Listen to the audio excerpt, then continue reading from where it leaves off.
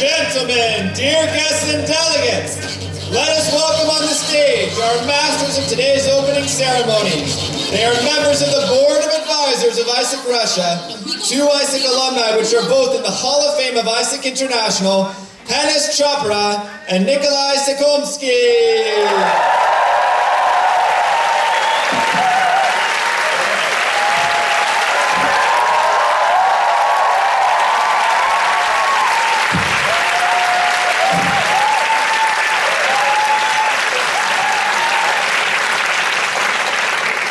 Hey ISEC!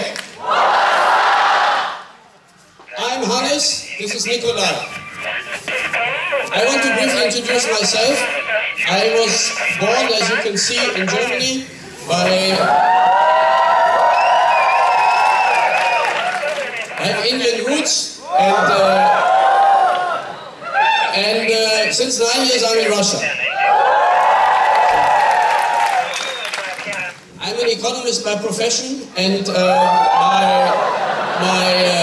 my ISEC time, which perhaps is the most important for you, I was exactly 20 years ago MCP of ISEC Germany. Then we were still the strongest, yes. I had the chance to travel a lot with ISEC, be a trainer, a coach at APC, ABLDS, and executive envoy in South Korea. South Korea, guys, where are you? Ki Young, is there? Is there Ki Young there? Yeah, it's your birthday today. Happy birthday. Happy birthday.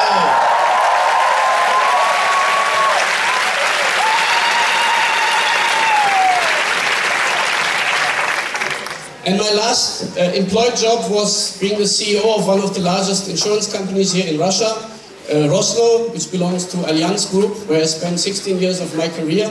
And now I'm, since the beginning of the year, self-employed entrepreneur. And I have to tell you, it's a very special moment for me to be here and finally, after 64 years, to have International Congress in Russia. You look younger.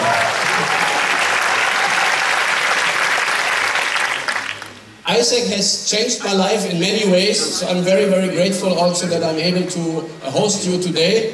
And we will have a great time. Now I want to introduce you to my good friend, Nikolai. Hey ISEC! How do you feel? Fantastic, fantastic. Hey Hannes, how do you feel?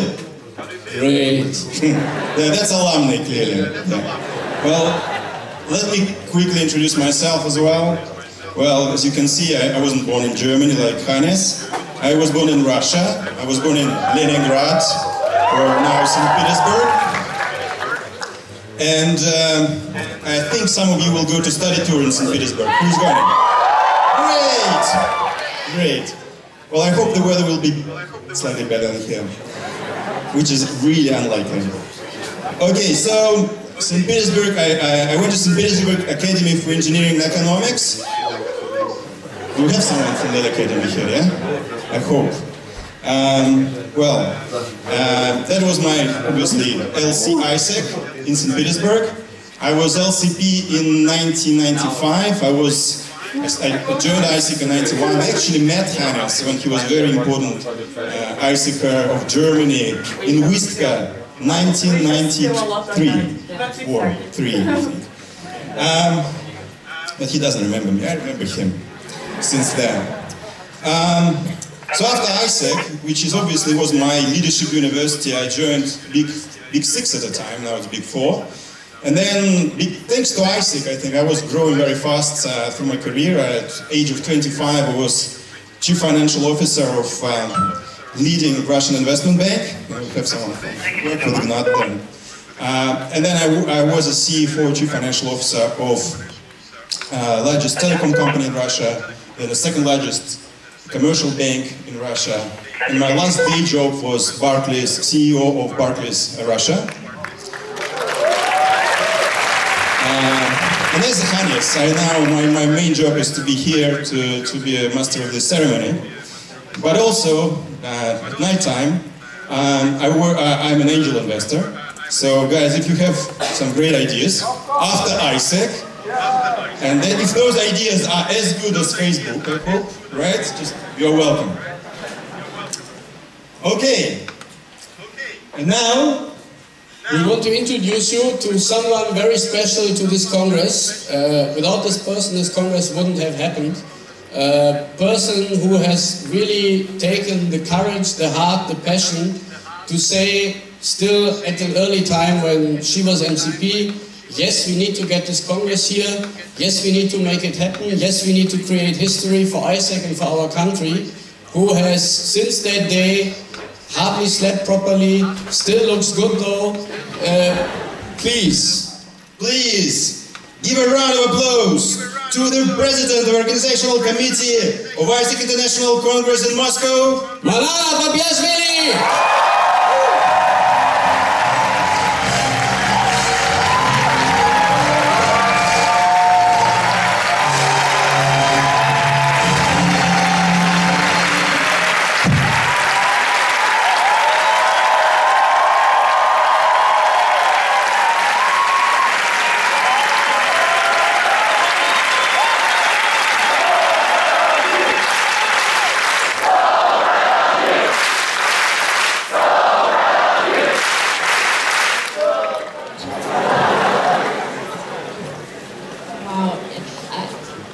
Yeah, you know, usually I'm getting very emotional, so please excuse me.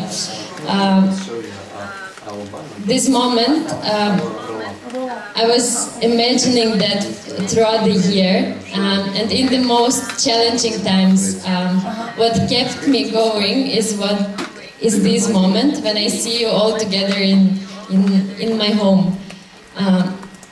First of all, thank you for coming here. I know that for a lot of you, it took several hours and great distances to come to Russia. And finally you're here, and it's a great pleasure to welcome you in Russia. So welcome once again.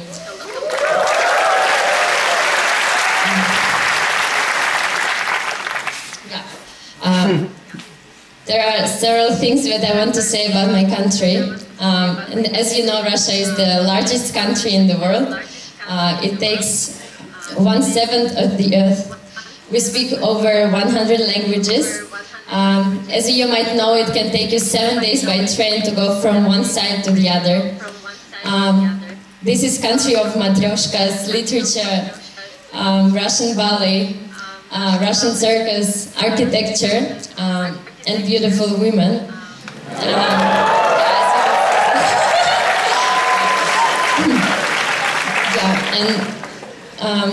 And we seem Russians, they seem to be hard outside, but deep inside, once you connect with us, you can experience Russian soul, and we can become friends for a lifetime. And as you may know, I'm very proud to be Russian, but I've never been so proud as I am now, because Russia, by hosting this international congress, and when I see here business and government and people who support us, I know that Russia is ready, and it gets me the confidence that Russia is ready to be an equal member in the global community to solve global problems. And that is why I applied, that is why I was doing it for this year. And now I'm very happy about this fact. What also I want to say is that my team made it happen, and I really want to thank them. This is 72 people from 27 countries, 72, 27, very easy to remember. Not all of them are here.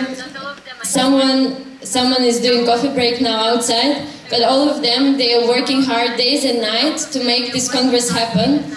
And this team learned me how to trust people, how to be a better person.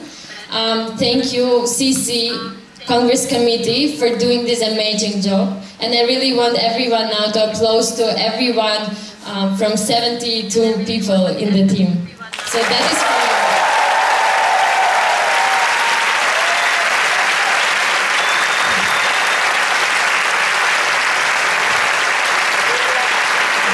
And after that, you can hug them, say thank you to them, like in person, so they are really waiting for it. 1 year and 2 months ago, we, together with the team, we dared to make impossible happen. We decided to host International Congress for Young Leaders from 109 countries, but not only that. We decided that we want other young people from different organizations, from the universities, from different regions of Russia and all over the world to be part of that. So not only AIESEC members can feel and can change the world being at this global gathering. That's why we organize Global Youth Voice Conference, and I'm welcoming delegates of Global Youth Voice Conference as well here. And in addition to that, we really respect and value our AIESEC alumni. That's why we are gathering here.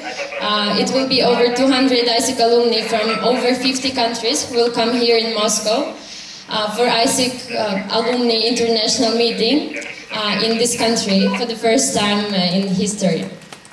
And for us, for our team, and I'm standing here and telling this on behalf of the core team of the Congress, for us as a team, the idea of all these events is to gather, bring people from all over the world in harmony, peace and friendship to celebrate the best about mankind. And that was something that we really believed during the year, and that's why we were doing that. And in hard moments, we were always thinking about this. And the last but not the least,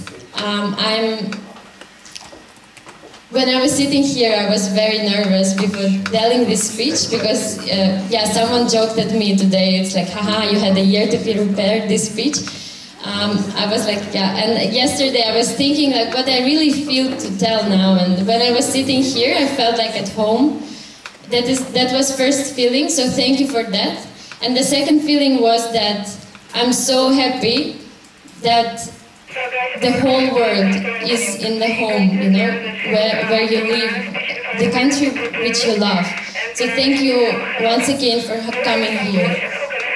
And what I want to say the last is that, yeah, I'm getting a bit emotional. So, yeah, very nice. So the last thing is that in the next in the next 10 days, we will strive to show you Russia. We will try to show you like what we are about, like who are those people who live here, and what young people from 110 countries can do when they believe in their dreams, as we believed 1 year ago that we can host IC in Russia, and we did it. So welcome once again, delegates of International Congress of AIESEC, Global Youth Voice Conference and Alumni International Meeting. Welcome to home, to Russia. Thank you.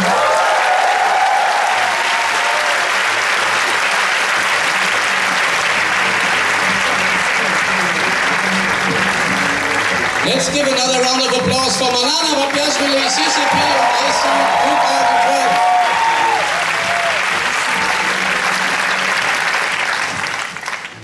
Well, it's very important event for AIESEC. But not only for AIESEC, it is also a very important event for the host country, for Russia. And this event has been recognized by many institutions, companies, but not the least also by the government of Russia, the Ministry of Economic Affairs, the Federal Agency of Youth Affairs, the Ministry of Education, they all have been supporting this event. And even more so, the government recognized how unique and special this event is.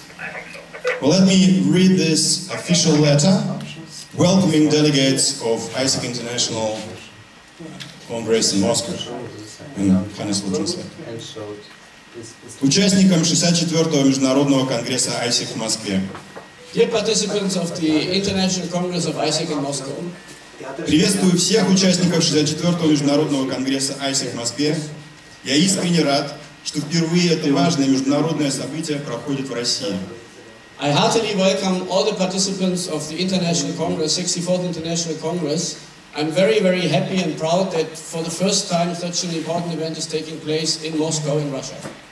Замечательно, что в этом году именно Москва стала местом встречи ярких, активных и целеустремленных молодых людей из множества стран. It is very special to me that especially Moscow was chosen as the host city for a congress of active, goal-oriented, dynamic young people together. Уверен, что Конгресс поможет и дальше укреплять международное сотрудничество между молодыми людьми для развития современного общества. I'm convinced that this Congress will further foster international cooperation between young people all over the world. Общайтесь, обменивайтесь идеями и опытом, разрабатывайте новые проекты, ищите решения проблем, которые волнуют мир сегодня. Talk to each other, find new ideas, discuss, and find ideas and projects to solve the problems which this world is facing today. Ведь именно от вас зависит успешное развитие наших стран. The whole development and positive development of this country depends on you and your ideas. Желаю всем участникам интересной совместной работы, плодотворных и ярких дискуссий и успехов во всех ваших начинаниях. I wish all the participants very interesting, insightful and productive discussions and wish you all the best in your future. Заместитель председателя правительства Российской Федерации Аркадий Дворкович. Vice Premier of the Russian Federation, Arkady Dvorkovich.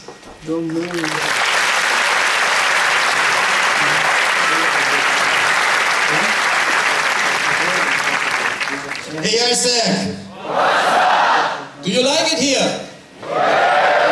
Do you know where we are? This is, I didn't mean just the facility, but what this place is and signifies. This is the most prestigious educational institution of this country for young people with international interests.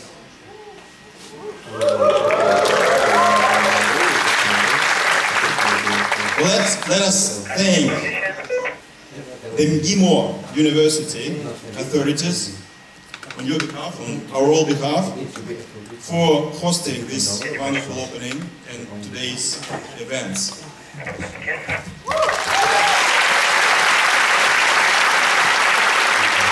We are very happy and honored that today the Vice Rector of the university will speak to us. I would like to welcome on stage Alexey Ivanovich Podberyoskin. Please give him a round of applause.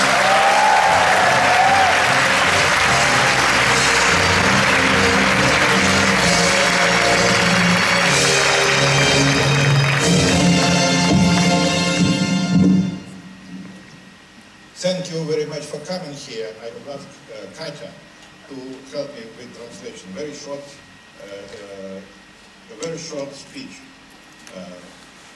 Прежде всего я хотел бы поприветствовать вас от имени нашего ректора, посла и академика Анатолия Васильевича Таркунова, который сейчас находится в командировке, но внимательно наблюдает за всем происходящим, используя современные технологии.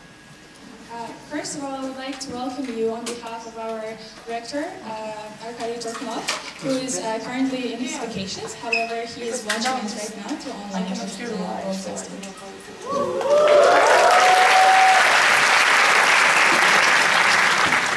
Август тяжелый месяц для российских университетов, потому что все в отпуске. И он заставил не только меня, но и всех человек жить, чтобы вы почувствовали здесь себя комфортно. И мы надеемся, что вам так и придется. As you might know, August is the season when all the people are going for vacations. However, he encouraged about 10 people to go out of their vacations to actually I can do it with the camera actually. So we're really hoping that you will find it convenient and very lovely.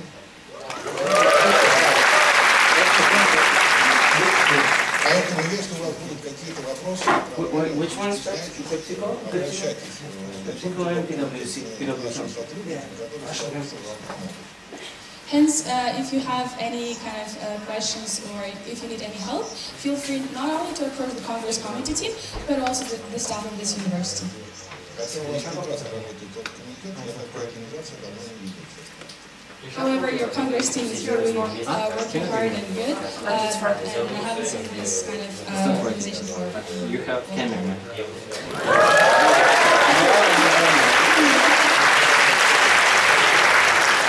Несколько слов о нашем университете. So I would like to say a couple of words about our university. Это действительно самый престижный университет в России. It is indeed the most prestigious university in Russia. Ну, достаточно сказать, что более 500 послов было учениками этого университета. Well, there has been a lot of ambassadors that have been from this university. А по количеству представителей элиты есть на 100 человек, но, безусловно, And as well, we have a lot of candidates that became ministers and oligarchs. хотя Николай, может быть, и будет оспаривать представитель Ростовского университета, потому что сам университет сейчас смотрит на это. However, Nikolai might argue this statement because St. Petersburg University is also trying to become the most prestigious university. Но все-таки за нами стоит длинная история. However, our history is a bit longer. Типичный представитель выпускников нашего университета — это я, вот типичный. However, I'm the most typical representative of the graduate of this university. Я доктор наук, I am the professor.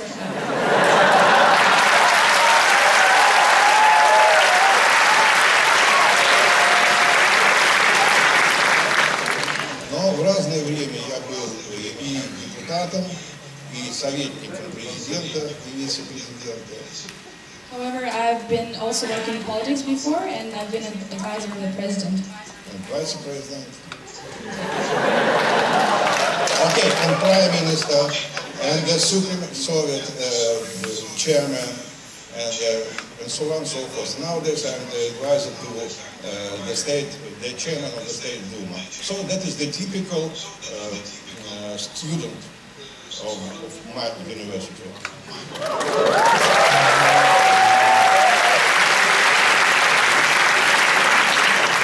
Теперь, если позволите, я 3 мысли выскажу уже как профессор. I would like to share 3 thoughts as a professor with you. Которые находятся, в общем, в повестке дня вашего, я бы так сказал, молодежного саммита. That is also related to the conversations that we're going to have during this Congress. И, к сожалению, они будут серьезны. And unfortunately, it's going to be serious. Первая мысль заключается в том, что я внимательно наблюдаю и участвую в политической международной жизни за последние 30 лет, обнаружил, что ситуация становится сложнее, а справляемся мы с ситуацией в этом году хуже. I have been observing a political situation worldwide for years, and I believe that the situation has been becoming worse, and we're no longer able to cope with the situation. Сложился парадокс, чем сложнее проблемы, тем хуже мы с ними справляемся. The more difficult problems become, the more difficult for us it is to solve. Это требует совершенно новых моделей, старых международной деятельности, требует новых подходов, к которым мы не все готовы.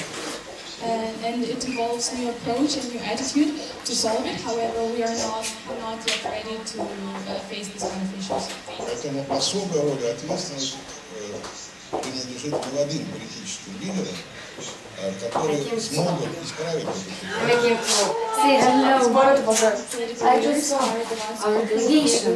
You can sit and stop. So you can rest. Это негативное Sit and динамика stop. изменений. No, but I'm stalking you to make video. Yeah, I'm making it.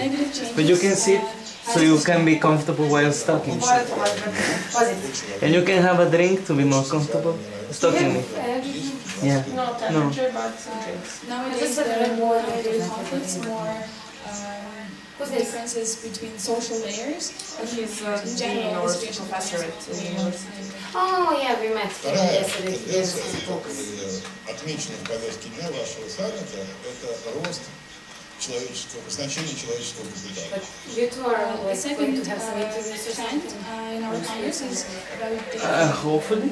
Wait. Where to speak? Я с удовольствием готов Well, people can like see you. Okay, we are. Yeah, we are ready. таким названием национальный человеческий капитал. I really like discussing this topic because I have written 5 books dedicated to the topic of the national human capital. Do you have any equivalent? Это по аналогии с Карлом Марксом, даже отличный So it's just like Congress. I have been sleeping like 4-5 hours the last 3 days.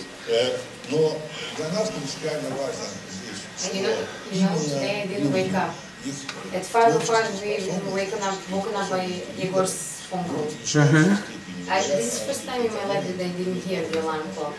I was there But the because most I wasn't important sleeping thing last here is the day. human resource. Yeah, I didn't sleep, so These are the things that then are going to when I cause went to sleep, like I was like, okay, it's going to be 2 hours, and then I slept 3 hours, and I didn't wake up, so I had to run. So I didn't prepare for this. Like I just put first and so on. Oh, I was right. Because I was going by mattress, so I had Yeah, and time. then I The was third like trend in back has and like, been okay, we have some is not mine. However, it is the idea of a gamer. Oh, I love the chat. That is One of also the founders of the The chat. Oh, chat. Yeah. We're going to have He said it here in the university. Эта идея заключается Yeah, but в like том, we would have что questions в for them. 21 Because веке we have to. и когда человеческий потенциал стыкуется с информационными технологиями. the idea is that 21st century loved you is the century of the yesterday when you told me. humanitarian science, when the human capital is facing the IT technologies. The moment she opens her mouth, I want to kick her. Like just slap her a little bit. I don't like her at all. Nobody likes her. Nobody likes her. You can ask the same things in a better way. Yeah, she just doesn't know. She doesn't have any social skills. Physics followed the transition when they Daddy, did you try plasma? No, he didn't. Friday, I think. What plasma? This is our favorite biscuit from Serbia. I heard like, did you try the plasma? Plasma. For me, plasma.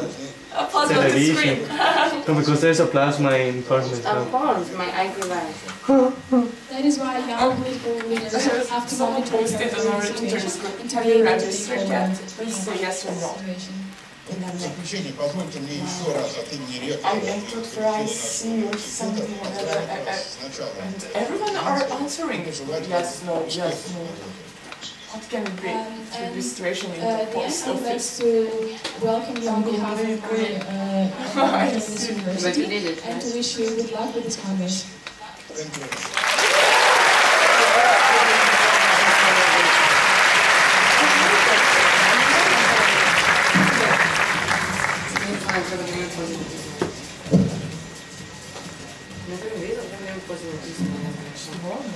Alexey Ivanovich, thank you very much for this insightful speech. It's very useful for our Congress.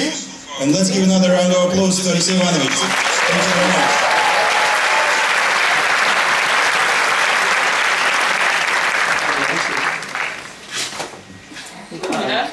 Hey, Isaac. How do you feel? Well, as you may know, you know, because Manan made her presentation Oh, I really know. took a lot of my lines, that Russia has also not only We're not only speakers, great speakers, but we're also big and very rich culture. Well, Manan also mentioned that there are more than 100 different nationalities. No, well, they move so no. And they all have They're like unique traditions. one here and one there. It's really hard to get along with. So it won't be impossible for us to present Russia in all these colors. I like the thing is, like when I'm watching live streaming, I like to see a face of There are people. different cultures, traditions. There's also there are two of cultures them, which also became home or got a home in Russia, which somehow signify and symbolize globalization. It's one tradition, not with a very easy and always happy history, but very important for, I think, the whole world. It's the Gypsy traditions. And this also has a tradition here and a history, as I said, in Russia.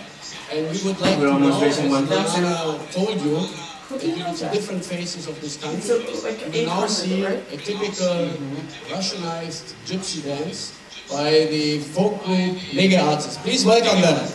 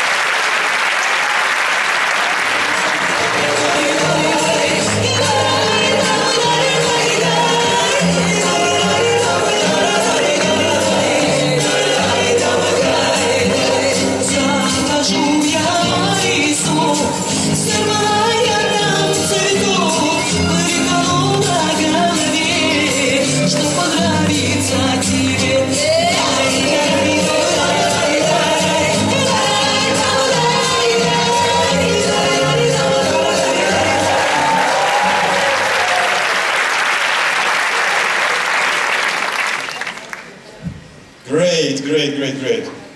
Well, I hope it will become a new Isaac dance. They all play. Probably remember all the movements, yes?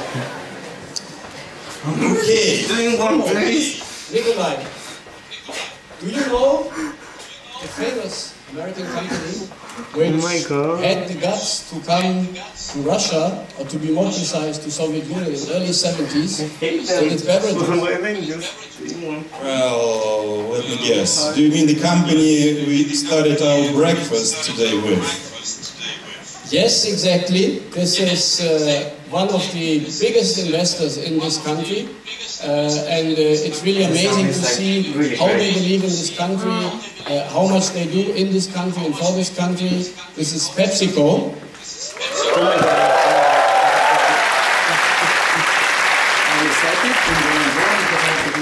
And not only this, they are great supporters of ISEC, which That shows also the long-term approach and the sustainability part and approach they have.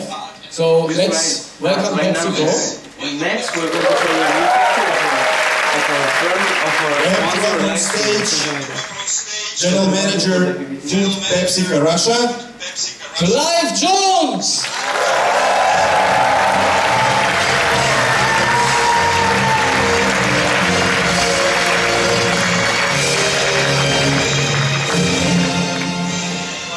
This is bigger than the opening ceremony of the Olympics. This is just amazing.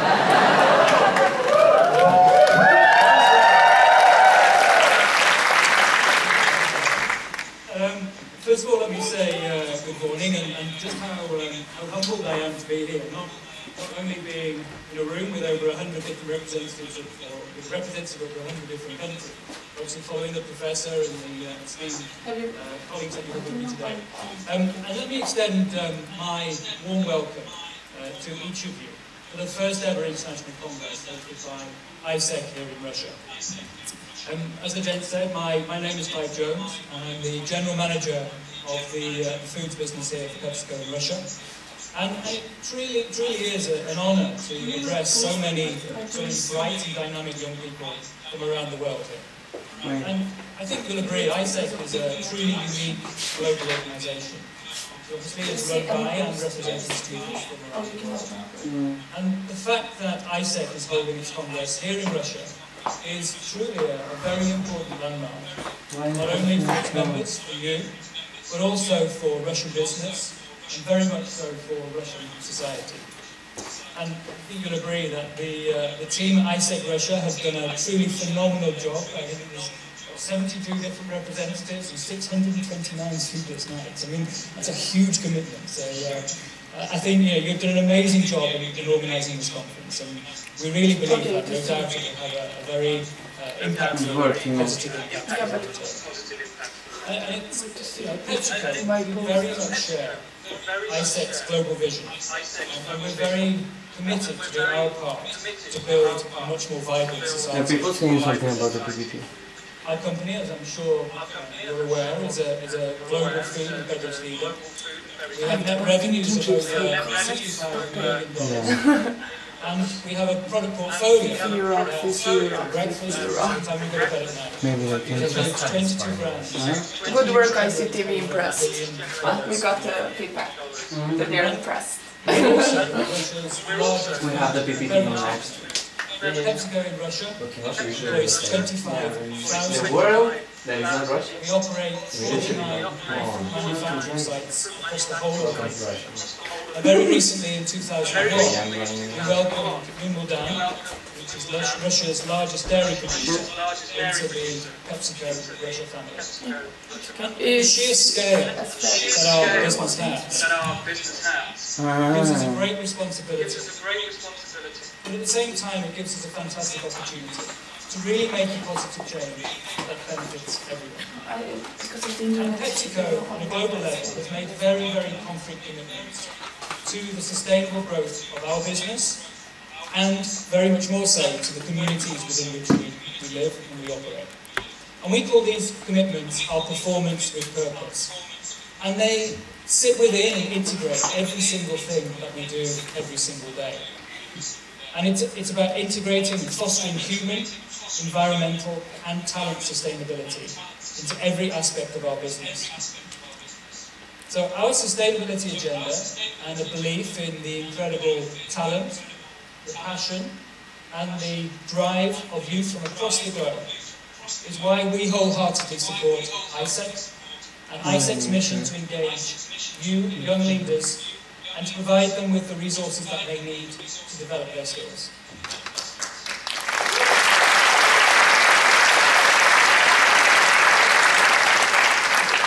And this very much sits with our performance with purpose, because it's an invaluable contribution to that human and talent sustainability. Because you represent the future for our business, and more importantly, of course, for our society.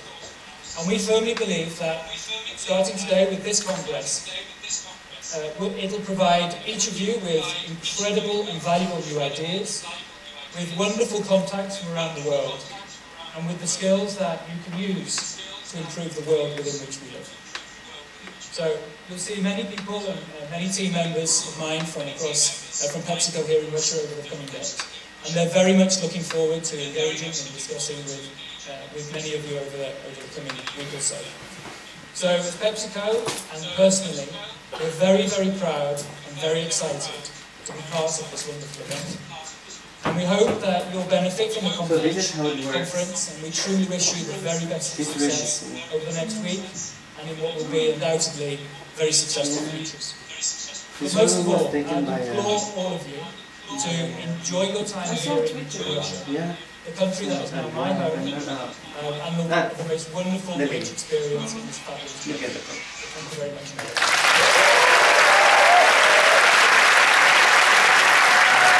Thank you guys so much. I just want to mention that I just got a call from the organizational committee of Sochi 2014, and Hannes and I just agreed to become the Master of Ceremony. I was joking. Thank you very much.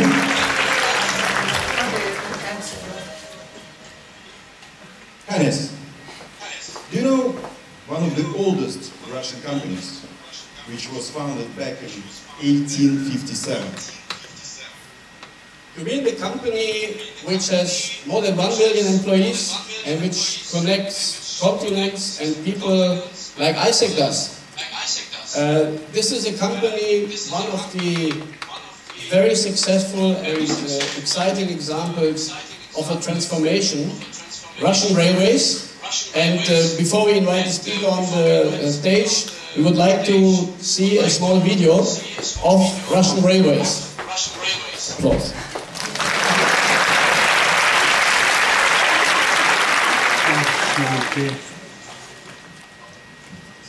Small video.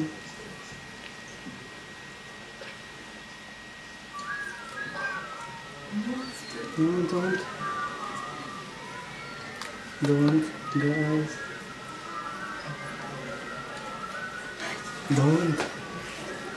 Don't, I hate you. I hate you. The delegate. He's not the whispering, why are we waiting? They always do that. Do you have a video to show too? Yeah, but I don't know how to do it.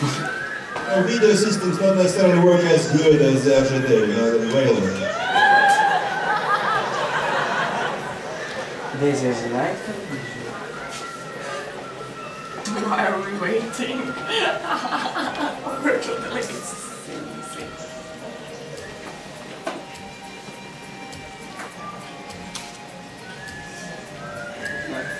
They were talking.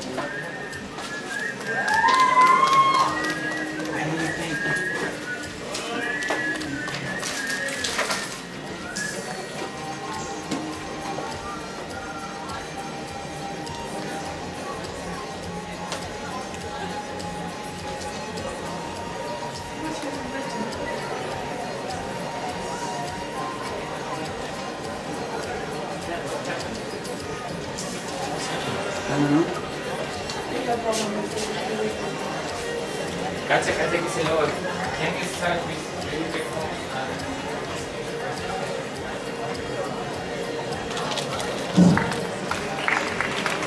Very sorry. The Isaac has the guest for this small hiccup. We will try to restart and show the video afterwards. Well, now it's our special pleasure to invite on the stage the head of HR department of state-owned Russian Railway. Anton Nagralyan, welcome him!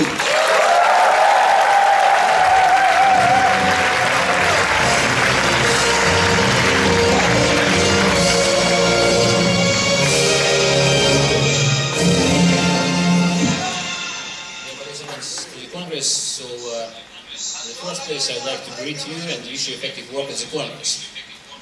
And before my formal speech, so I would like to tell you something, to introduce myself shortly. So I was born in Russia, in Moscow. Small detail, I have 5 bloods. The main blood is Russian blood, and 4 bloods are from different parts of the Eurasia region. So you know and you heard that lots of words were told about Russia, and Russia is changing. my motherland is changing. It's a very interesting process during the last 20-25 years. So, and maybe you know that, as my colleagues told, that Russian Railways is one of the oldest company in Russia. And this company is changing too. It's a very interesting process because we are integrating in different parts of the region, you know, in Europe region, in Pacific, in Asia, and so on. So, and why we are sponsor, and why we are here. So, and you see me, you look at me, I'm 27 and I can be a participant among you, and we are together. Why? Because for us, it's very necessary, it's very interesting to tell and to discuss what we think necessary to discuss today. Not about Russian Railways, not about economical. It's some kind of little bit philosophy, a little bit theoretical points about society, about our development, and a little bit about Russian Railways and about their role in the process of development of Russia and European and for symposium, no. sphere and field. No, for So, symposium. thank you for informal part. Thank you for your attention. And now, Because they were formal speech. Well, she can ask. As one of the leading transportation companies in the world and the largest employer in Russia, the Russian Railways company maintains a focus on consistent work with young employees. The company employs over 1 million people, and every third is under 30. Furthermore, we implement a number of programs which cater for the student community for support of promising, motivated and talented students. So our top priorities include comprehensive development of the younger generation, strengthening family values, healthy lifestyle, environmental friendliness, and expansion of international youth cooperation. Young leaders from all over the world gathered together here, and I'm sure that ISIC International Congress in Russia, organized by and for the sake of the young people, will become a special and noteworthy event. Will significantly contribute to stronger social and cultural ties between young people of the member of countries. Will help them to better know each other, to discuss the most vital problems of the modern world. I wish such a large-scale communication event to foster personal potential realization of all the participants, enhancement of active dialogue between talented youth and business, thus ensuring an important contribution to innovative development of our countries. An ISIC activist is, above all, a leader. And the leader cannot be appointed by mandate. So he is not just a manager relying on us. He is a responsible professional thinking one step ahead, capable of leading people, initiating social and business projects meeting the interests of the society. These are very leaders which are in demand today. The railway industry included, of course. We proceed from the assumption that in the modern globalizing world, professionalism cannot be limited only to narrowly specialized competences. The skills of cross-cultural communication and the ability to act efficiently against the background of permanent changes gains to more importance. Taking that into account and consistent with active integration of the Russian Railways into international transportation space, we actively develop international youth cooperation. Joint forums and conferences with our partners, traineeship abroad, and education of our staff in the leading business schools of the world constitute the important components of our work in this sphere. So we are sure that young people, by virtue of their mobility, openness to the new, may act as a kind of a catalyst in facilitating many international initiatives and projects in a broad variety of cooperation areas. Russian Railways operate 365 days a year, 7 days a week, and 24 hours a day, carrying people and cargo for thousands of kilometers. We ensure mobility and communications, is a value which cannot be overestimated. In this context, the values and objectives of ISIC are especially close to us. We consider our participation in ISIC International Congress as a key partner, as a contribution into better integration, international youth cooperation, and partnership in resolving the most vital problems of the modern world.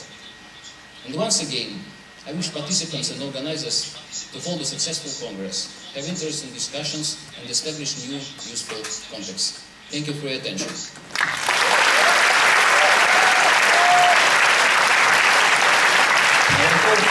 I think that video will be shown. First of all, thank you very much again, Anton. Thank you very much. And, so, our president of Joint Stock Company Russian Railways, is together with us by internet connection. So I just received a message. Thank you very much. Thank you very much for your speech.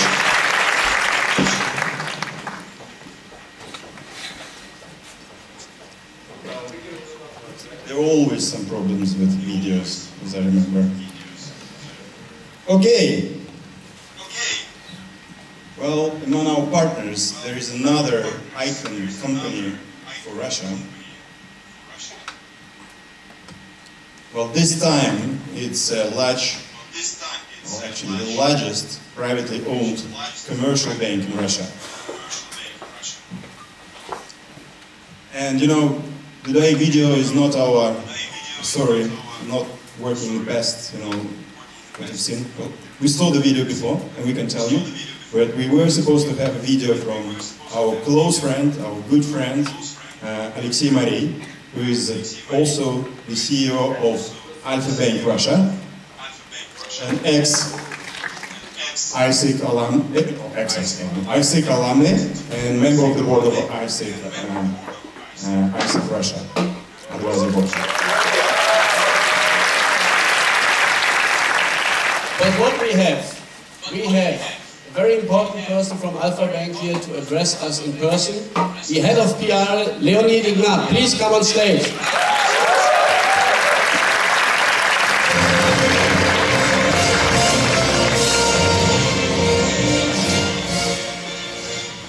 Well, good morning, everyone. It's a rainy bit outside, but the atmosphere here is much warmer, I guess. Are you enjoying it so far? I guess so. Well, on behalf of shareholders, top management, and most importantly, 18,000 employees of Alfa Bank in all regions of Russia, I welcome you here. Well, it's a special honor for me personally to deliver this speech here in this very room. 19 years ago, I graduated from GIMO, and I was sitting in this room about that time, listening to Margaret Thatcher, many other famous politicians of the time. And this meeting helped me. So I thought how I can make this meeting productive. It takes time. I could have just told you grew up about and I'm making a new revenues in excess of $600 million in last year. I could have told you about our branches, about the country, about our technology, how you can operate your accounts using mobile phone. And very shortly, you can be transferring money from our account to another just by shaking your iPhone. So I made a new one. My daughter is very glad about it. She has a cut link to my account. But I thought, why don't I share with you the secret that made us, Alfa Bank, successful, making lots of money, being innovative, and being ahead of the market. Special thanks to the title icon, one of the icons of Russian banking system. Indeed, we have a very nice logo, which is Alfa Bank. But it's not about the logo. It's about what we believe in. We do believe that private initiative. Please do it as fast as you can, because the speaker moderator wants to see what she will be talking about. It's ought to win. My generation still remembers time when It's based on the info. then Soviet Union It's based on the there were info, but I didn't know state-owned how to restaurants, It's just videos and which is hardly believed now. it's based on Can the you imagine info. a restaurant that is being run by the So what state? time we can come and take it? Can you imagine the level of service? Just give me a... When your waiter is a state employee with all the benefits. So we do believe in private initiative that helps us. And Alfa Bank is the only institution in Russia, to the best of my knowledge, that in its employee handbook has it written that the bank is not against in case an employee is operating his private business, in case this business does not contradict the main purpose of his job. And some of our employees do have little businesses, and we are very glad that they do so. And we have what we call our core values. And this is the secret that makes us successful. Well, the first part is that we do believe in private initiative, and largely speaking, we do believe in initiative. I can't translate a saying that we have in Russia that the water does not run under stones that is lying. Maybe too weak, but still. So it's 4 principles that makes us successful, that make us successful. A, we believe the best result we reach working as a team. As I do believe you during your Congress here, working as a team is always better than working alone. So we believe in teamwork. We do want our people to think as entrepreneurs, which means being creative and find opportunities where other people do not necessarily see them. Thirdly, we want our people to develop professionally, develop intellectually, and the combination of these 3 key points allow us to value our clients, which is the core in service business.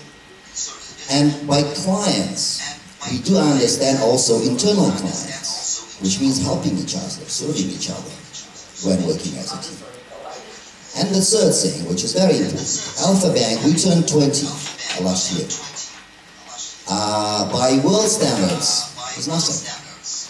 But Russia, we were established in 1991, in spring of 1991, when it was still the Soviet Union. And over these 20 years, we saw a lot of challenges. They made us what we are. And not only did we successfully overcome all these challenges, and we successfully overcome all these challenges using these 4 key principles. But what is also important, even in the worst situation, we were trying to see opportunities, which mean for me that we were staying young. We are 20 years now, and we will face many more challenges, specifically in the current economic environment, turbulence, whatever. But following these core principles that I have mentioned, believing in private initiative, believing in initiative, working together, we are certain we will overcome all of them. Philosophically speaking, age is not something purely biological. Age is how you feel. So I wish you all feel young as long as you can. What does it mean to feel young? Is to see a lot of change, challenges, positive things ahead. And if you do so, you'll prosper, no doubt. So I wish all of you, again on behalf of 18,000 of my co-workers, my friends, I wish all of you 10 very productive days in Moscow. And I join my colleague from PepsiCo. You are here not just for studying, learning and something new. You are here also for fun. Because being young means also having lots of fun. So, all the very best to the Congress, to each and every one of you. Stay young and prosper. Thank you very much, Freddy. Hey Isaac! How do you feel? Do you feel young? You should actually. So, dear Isaac, dear partners, once again apologies for this little incident, but more important, we are back on track. So we would like to see now and watch the Russian Railways movie. Guys, давай. My view of the future of railways, not only Russian railways, looks like railways will not only have renaissance, it is actually the future of the transport development inside the Eurasian continent and globally. Russian railways are the biggest carrier of cargo in Europe and third in the world. In accordance with the strategic plan of development of Russian railways, up to 2030, we need to construct more than 20,000 kilometers of new lines. And we are not forgetting about the passengers. So Sapsan, this is the Russian railways of today, but that is not the last invention which we would like to use. We are going to introduce new high-speed trains already being assembled and developed in Russian Federation. We are very interested in further cooperation with our partners. That is absolutely essential to develop the infrastructure to ensure the development of economy and social life in this country. Russian railways linked to business, linked to life. Great. It's the time of videos now, and we'll try to get another video from our darling friend Alexei Marey, the address to you. Good morning, Isakers. Good morning, Alexei. It's a great opportunity and great honor for me to welcome you here in Russia, such a wonderful country. My name is Alexei Marey. I'm CEO of Alfa Bank, the largest privately owned bank in Russia. Alfa Bank today has more than 7 million customers and we employ more than 18,000 people. It's a very large institution for Russian economy. But my career started a long time ago in ISEC. And what is ISEC for me? First of all, it's a great opportunity to have many good people around you, like yourself. It's diversity, it's curiosity, it's drive. And it's a lot of fun as well. Chinese people say that let you live in the time of change. Time flies very fast. I still remember 1994 when I started as BPM in ISEC, the Moscow Aviation Institute. But you also have to realize that time changes and the world changes. A lot of you would have your dreams, how you would do in this world. And as one great man told us a few years back, follow your dream and make this world a better place. Thank you.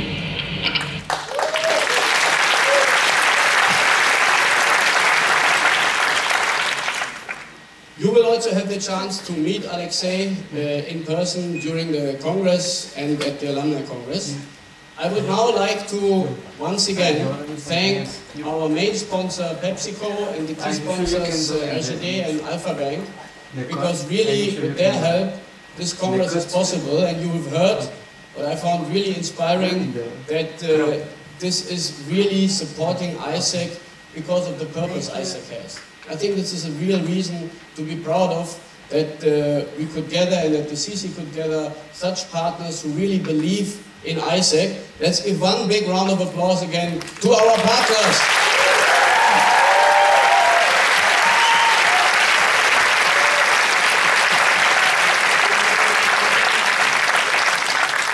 And guys, we come to one other aspect of Russian culture, another short dance. This is a bit more a traditional dance and a little bit a dance which is showing some superstition, some tradition, where ladies try to read in a shoe how their possible husband will look like. Well, just watch and enjoy. Once again, our artists.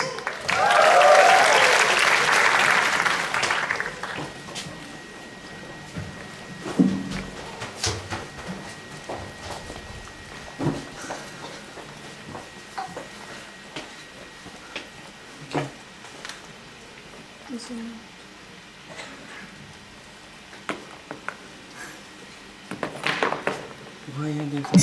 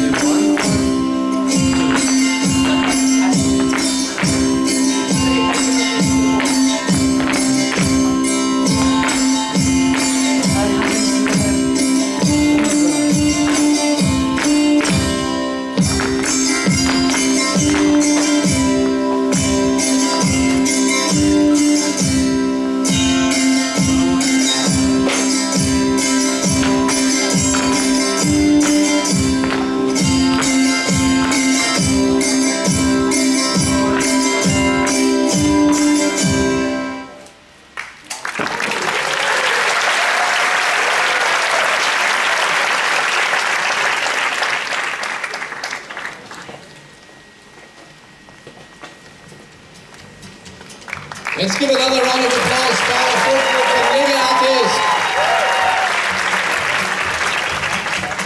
Dear ISECers, dear partners, and as you know, we are not only the few of us here, but there's a huge community all over the world also following this stream. We heard also the rector of the university is following it, the CEO of Russian Railways. So I ask you all to stand up and wave. Dear online virtual delegates, this waving is for you. Stand up and wave. Here! Here!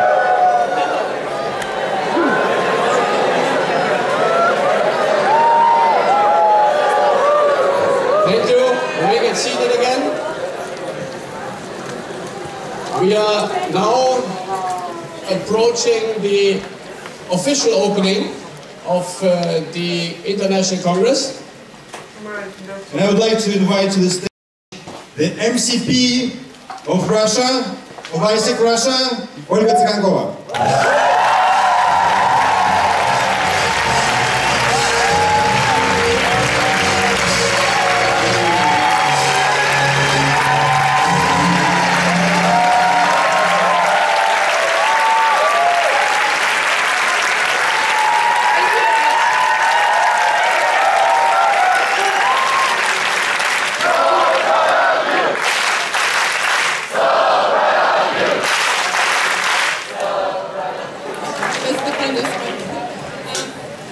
Thank you very much for such a warm welcoming, because actually I've been worrying a lot before coming on the stage, I guess as everyone should be, but now I feel that it's the warmest place and the best place to be at this moment, and I guess at any moment of my life. So thank you very much for making it as it is.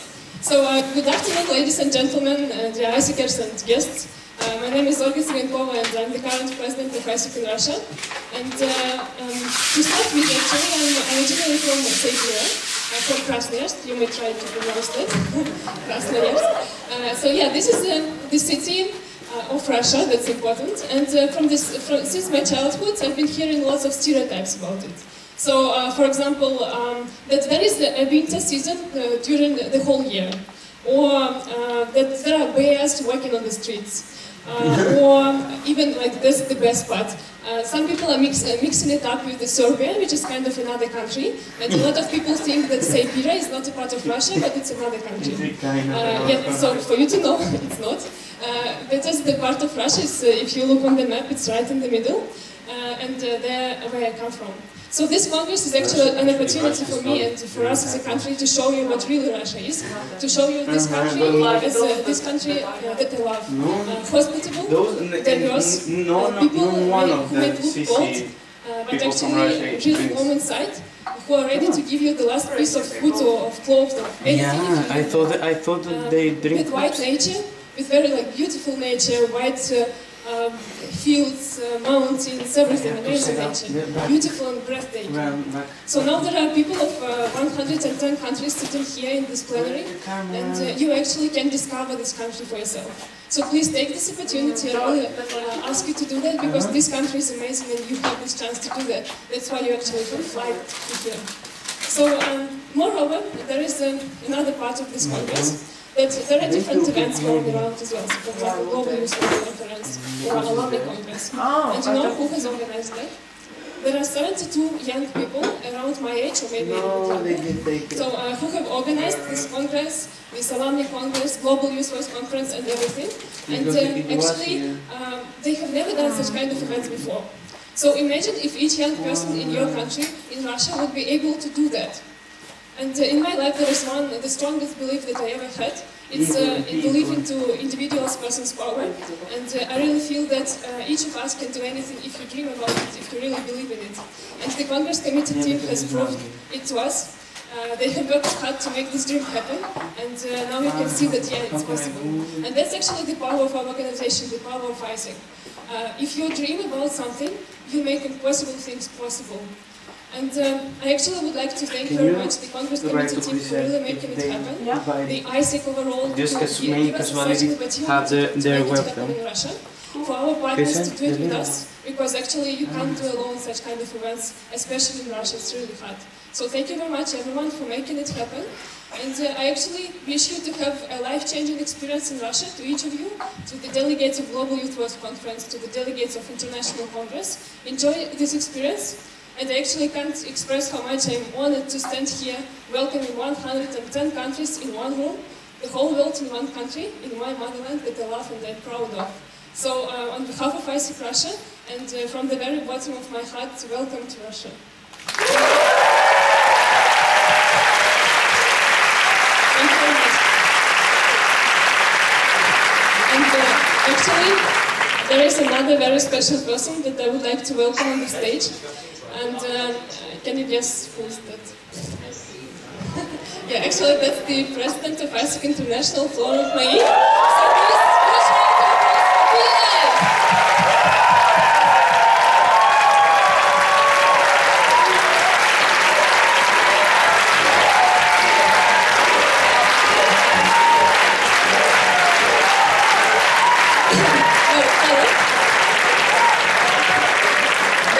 a special way that we would like to welcome Florent here.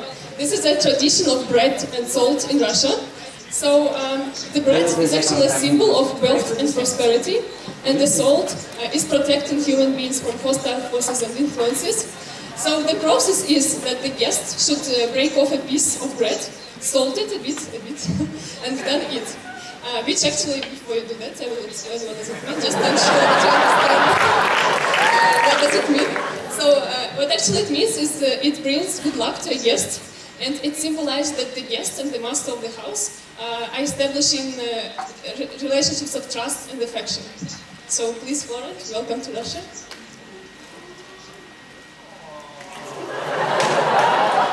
You can do that.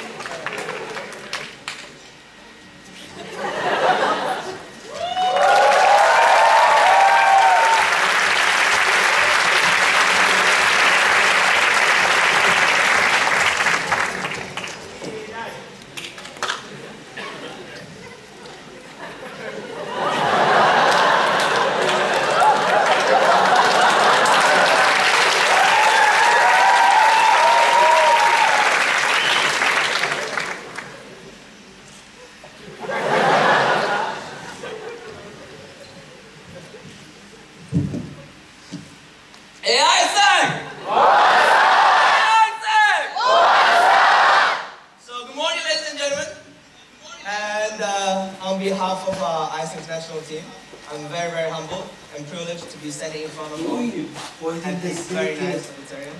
Why did they make virtual delegation when you already have it? Starting from right now, right at this moment. And first of all, yeah, I would like to say thank you for all our dear hey guys, already have honest a and honored guests to come to don't this be place. stupid. And I had always had a dream when I was little, but my dream is to take a train from Beijing all the way go to Moscow. And then I hope Russian railways maybe one day can offer me the opportunity to actually realize that dream, to go all the way from that part of the continent to that part of the continent, from Beijing to Moscow. Straight away, with very high-speed trains. So yeah, so I will note it down. So one day I hope my dream will become true. So yeah, so it's very exciting to be holding this IC in Russia, in Moscow, because I'm coming from a country that has a great wall. Still, I'm feeling very, very impressed standing in front of the Red Square. I think that is one of the most beautiful and magnificent monuments I've ever seen in my life. But what starts today is only possible because of the hard work, effort, and dedication of ISIC in Russia, of the Congress Committee, and all the sponsors and partners that put all their heart into making this event happen. So I would like to invite every one of us to give the biggest round of applause for ISIC in Russia, for the Congress Committee, and for all the partner and sponsors that support this event.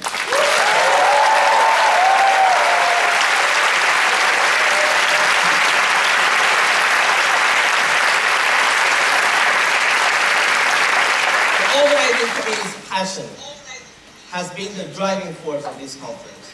And I have heard that this is the largest youth conference has ever been held in Russia.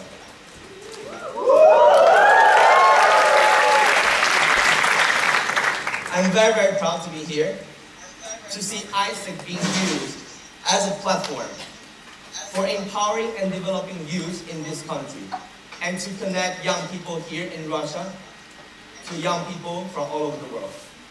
Something that we might take it for granted as ISICers, but this is so normal for us, but something that is truly inspiring and impactful for the world. In ISIC, we envision peace and fulfillment of humankind's potential. We believe it can be achieved by creating generations of change agents who live through a great experience that is provided by ISIC. From 7 founding entities in 1948, we have grown to over 110 countries and territories. From 49 international exchanges in 1948, we have grown to be able to provide more than 15,000 global community development experience and more than 5,000 international professional experience for young people all over the world.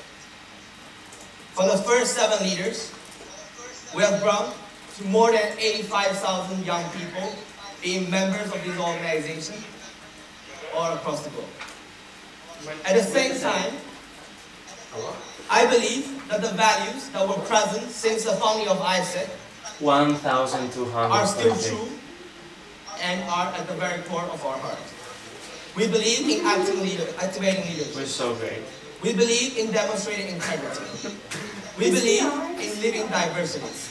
We believe in acting sustainably. And we believe in striving for excellence while enjoying participation. In today's world of fast-changing uncertainty, we believe that those values are even more important for these generations than for the up generation who created ISIC. I'm extremely excited together with my team that is sitting over here to kick off a new generation at this International Congress in IC Moscow 2012. To impact a generation of believers and a generation of achievers.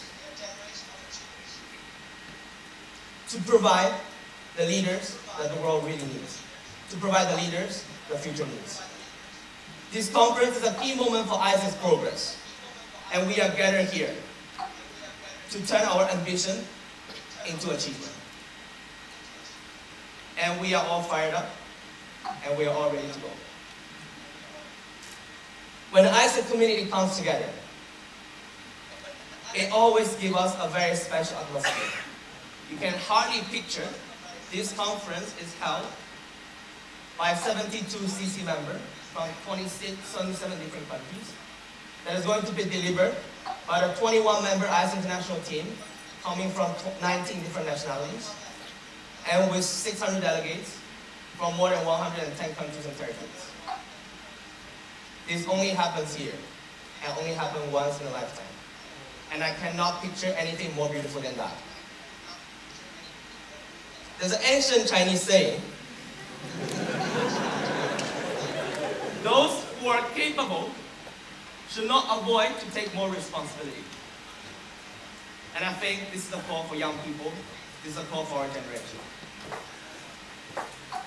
The global network of ISEC is expecting a lot from this ISEC. And the world is expecting a lot from young people. And it's an honor and privilege for me, for all of us to be here, to begin our next journey. And again, thank you for ISEC in Russia, for the Congress Committee, our honored partner and sponsors, for providing us this platform. For all the delegates, welcome to IC 2012 in Moscow.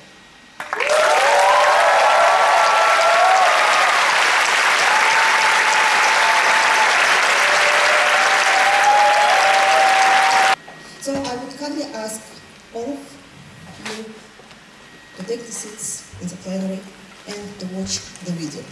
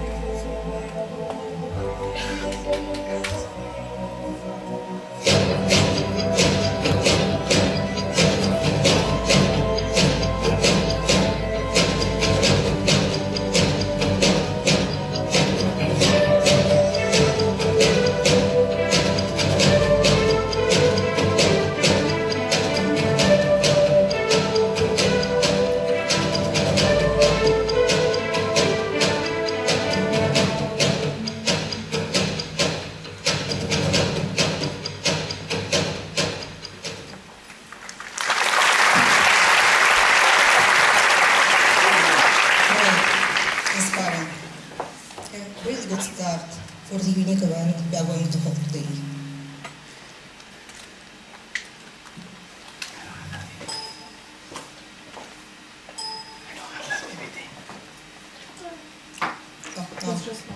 The technique is working, and I warmly welcome all of you, all of us, to the Symposium World After 2020. A few words about myself. about my journey towards this symposium. I joined ISEC when I was 17 years old, and with 18 years I was elected to the National Committee of USSR, being Vice President for Exchange. So I was at International Congress in 1991 in Birmingham, when USSR became the full member of ISEC as 79th country. In fact, other milestones of my life belong to banking, where I spent 15 years being with 24 as the chief accountant of one of the top 15 Russian banks, and then for many years with Rosbank as chief accountant and deputy chairman. Then I went back to my alma mater, Financial University, under the government of Russian Federation, to help the rector in the role of CFO, and then as advisor of the rector and director of the institute. And nowadays, I decided to stay in the position of independent expert in areas I know, like finance and banking, but mostly in new areas for Russia and also for me, like social entrepreneurship and social business.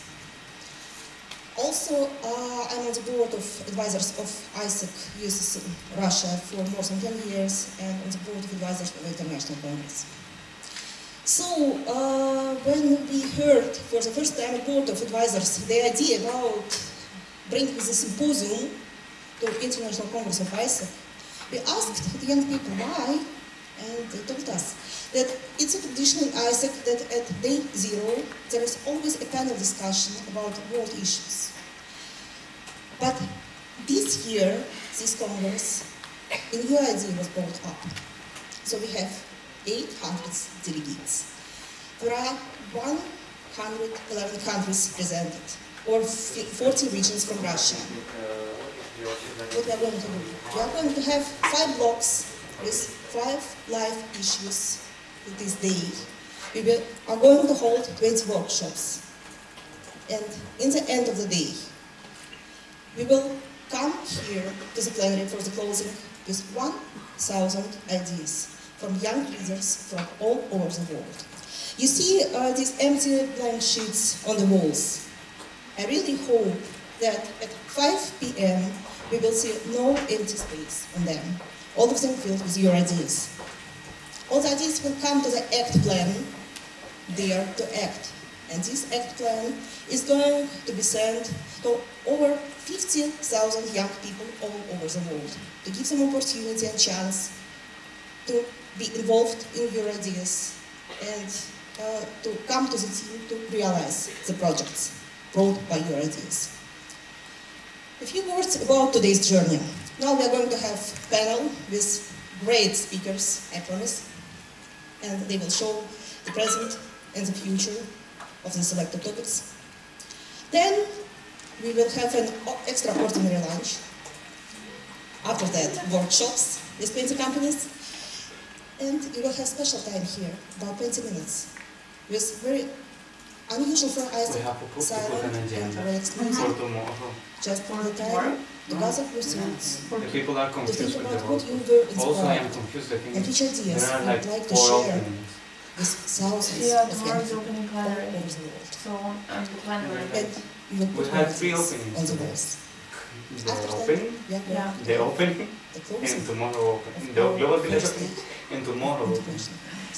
Oh, well, do you have How the topics were agenda? selected? In the beginning of See, where is the 2020, agenda on young the- people from We don't Romania have. and Virtual more than agenda 40 on were the asked site? which issues It's are for the IC, burning not for ones, external. the most That's the only problem. important ones for use. I have to fix that on the And according to website. the survey, we defined 5 topics. What's the which chair's are name? really Now round you want issues. symposium agenda. I'm pretty sure you know all of them because you received mailers during the preparation time, but I will repeat. Responsible citizenship, human environment, human capital, economics, technologies and innovations. All of them, like everything in our life, are very closely interlinked. And please meet our speakers. We will have brilliant speeches of Alexander Chikunov and Anton Pagralyan on responsible citizenship. Mikhail Seredin is going to talk about human environment. The difficult issue of human capital will be brought up by Alexander Popovsky, economics. I think also the very difficult issue. The only woman on the panel is going to talk about that, Natalia Vasina. And technologies and innovation, what really drives the future. Dmitry Itskov is going to hold the speech. By the way, you will have an opportunity to ask questions to all of our speakers. And this is the easy way how to do it. Just connect to Wi-Fi and demo, open your Twitter account, in case you didn't done it before, and ask questions. Please follow the format. First, name of the speaker you want to ask, and then the question. And feel free to use hashtags. Exceptional lunch. Lunch is not only for eating. Since the time passes so quickly, use this lunch time to connect as many people as possible, as many company representatives as possible. I strongly suggest that you at least connect to 40 people in your workshop. Or she didn't learn anything. Pleasure for you. She stopped playing. For another 1.5 hours.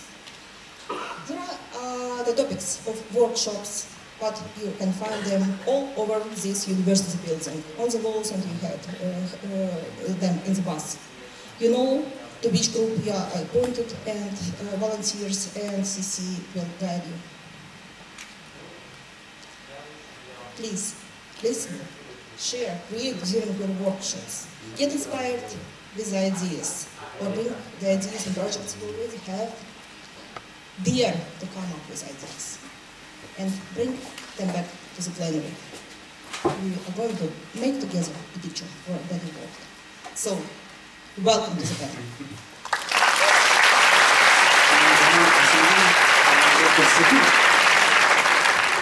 And, as I promised, the first speaker who is going to talk about responsible citizenship is Alexander Chukunov. Please welcome him on the stage.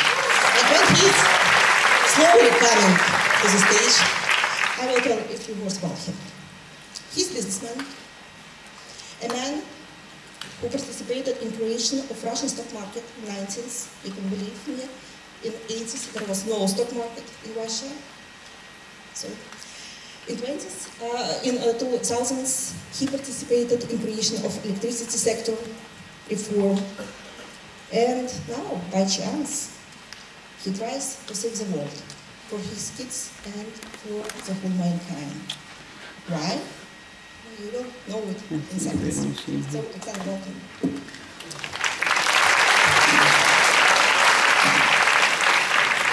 Thank you very much for the opportunity to talk to you, to 800 young leaders. And there are two main complicated things for me. One is to talk in English, because I have a horrible English, and excuse me. And the second is to talk to you during the next 6 minutes about how is my vision of the next 30-40 years. It's not easy. Maybe I am the only one pessimist about the next 30-40 years of that whole, but I'm sure not. I'm not only one pessimist. But I am the pessimist about that future, and I have the reason for that. For 20 years, I worked in business in different fields. In the last 10 years, I worked in the biggest electricity company in Russia, Unified Energy System. And on the 1st of July 2008, 4 years ago, we closed that company because the electricity sector reform mostly finished. He wants to see the full PPT. Many employees thought what to do further. And by lucky chance, I asked myself absolutely another question. For what am I living for? For what am I living for? And that happens very few times in your life, believe me. Maybe I had some situations 2 or 3 times in my life. But then during the next some months, I thought about that.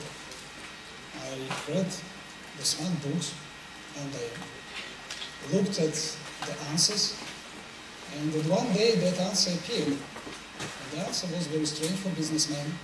The answer was try to do something useful for humanity. This is a stupid answer. But I again start to think about that. Okay, what can I do? How can I make the future better? How can I make something useful for humanity? And I started to think and to look around. And then again, occasionally, I found a very interesting topic. Some biologists promised me that we can fight aging, senescence, and increase significantly our lifespan. It was very wow. If we succeeded this, we can solve the problems with many very bad diseases, because all the diseases are age-related diseases. And in the beginning of 2009, I started to finance some scientists, some brilliant scientists with outstanding ideas in increasing lifespan and fighting aging. What about that projector? And I was very optimistic. Really? Really? I believe that it will be the brilliant future with prosperity and then this life. But I continued to read books, forecasts about the future, and at the middle of 2010, I found these two books. And these two books changed my life again. It's like common sense. Completely. The first is the book by Aurelio Peccei. He was the founder of the Club of Rome 40 years ago, maybe 45 years ago, and he died in 2008. The Human Quality. And the second is The Limits to Growth, 30 Years Update. This is not the first published, this is the third book in that topic. And I was shocked, really, because I have two daughters, and I realized that the future of my daughters will be very bad. The speakers are kind of boring. Why so? Very briefly speaking, during 20th century, our population grows from 1 billion to 6 billion, so 6 times. But the consumption of all kinds of resources increased 20-25 times. And because of that, this exponential growth of population and consumption destroyed many very important systems in the You're place. just walking a lot. Like, on for the example, stage. the global CO2 Just is terrible. Yeah. And never before Did you ask your children in about the history, the human history, the level of concentration of CO2 in the atmosphere was not higher than 280 ppm. So this is a special breed. And now it's about 400 ppm. This is absolutely new territory. Nobody understands what can happen. As minimum, we see that the climate change happened now.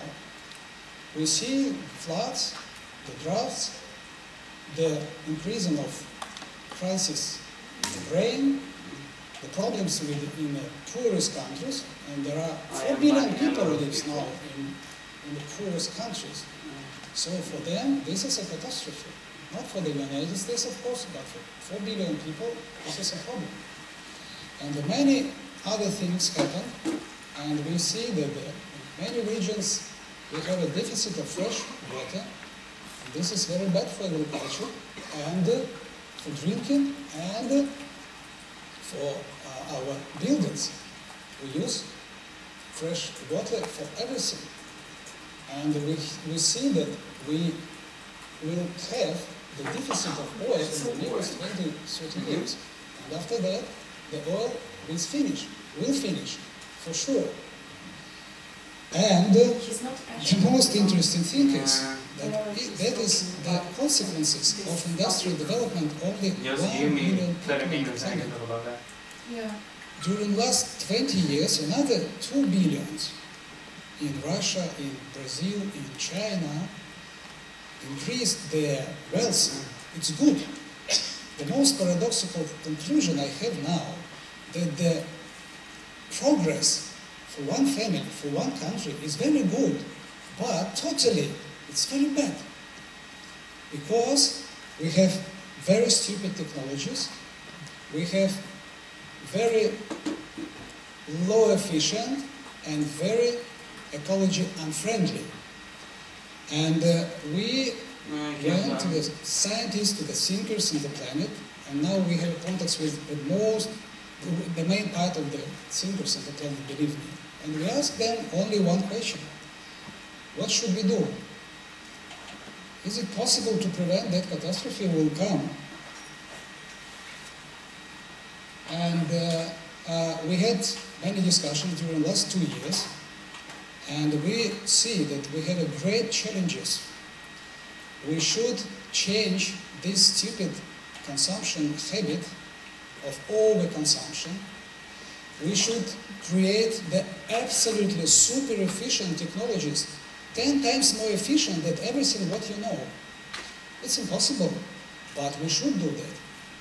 If we do not that, we will go to the disaster. And that technologies should be absolutely ecology friendly, because we destroyed the ecology of the Earth during the last 100 years. We almost reached 2000. We have but we understand that every person wants to increase their wealth to buy another apartment. 1,790.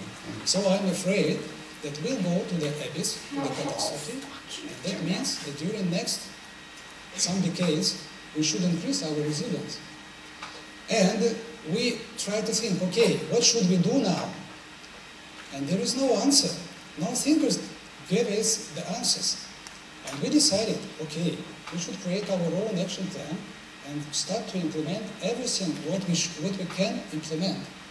And we created Institute of World Ideas in Moscow and invited many brilliant, very smart people, and they made a lectures and interviews in Moscow. And I hope that will help Russia to change our mentality and the understanding of that threat. We started to publish the beautiful books in Russian, because we have now that authors like Vladislav Smil books in Russian. And then we initiated this summer the new international initiative in Munich, Man at Earth, with a German businessman, Helmut Fuhr. And one of our practical steps is to create the special great big program of reforestation in Russia. Why in Russia? Why? Because we destroyed 50% of the forest in Europe and in Russia during the last 300 years. And now we have a threat that our global water cycle in the Eurasian continent will be broken. And if we reforest the Russian forests, it can help to guarantee the stability of water regime, and more, it could stabilize the CO2 in the atmosphere. This is a very interesting problem. And at the end, I can say we have many challenges, because 40 years of that bad scenario is the main part of your life. And I'm sure you have no chance to go to the office and to have a salary. This is the past, the history of your parents. You have no chance to dream about a new car and a new building. It's not enough. You should think how 7 billion on that planet can develop the progress during the 21st century. Think about it. Thank you.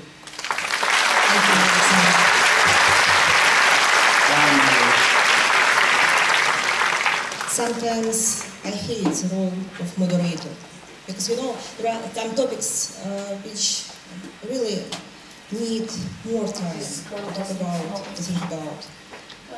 But unfortunately, I'm in the moderator mood right now, so I have to watch the timing also. So, thank you so much for the inspiration and hard questions which have no answers. We need time to think over. And I welcome to the stage Anton Negralyan, who is also going to talk about responsible citizenship. In fact, I don't know what I can add to what Anton told you about himself during the opening ceremony. Maybe just one thing. He is actually 27. He is one of the youngest top managers, not only in his company, not only in the industry, but in the country. So, welcome.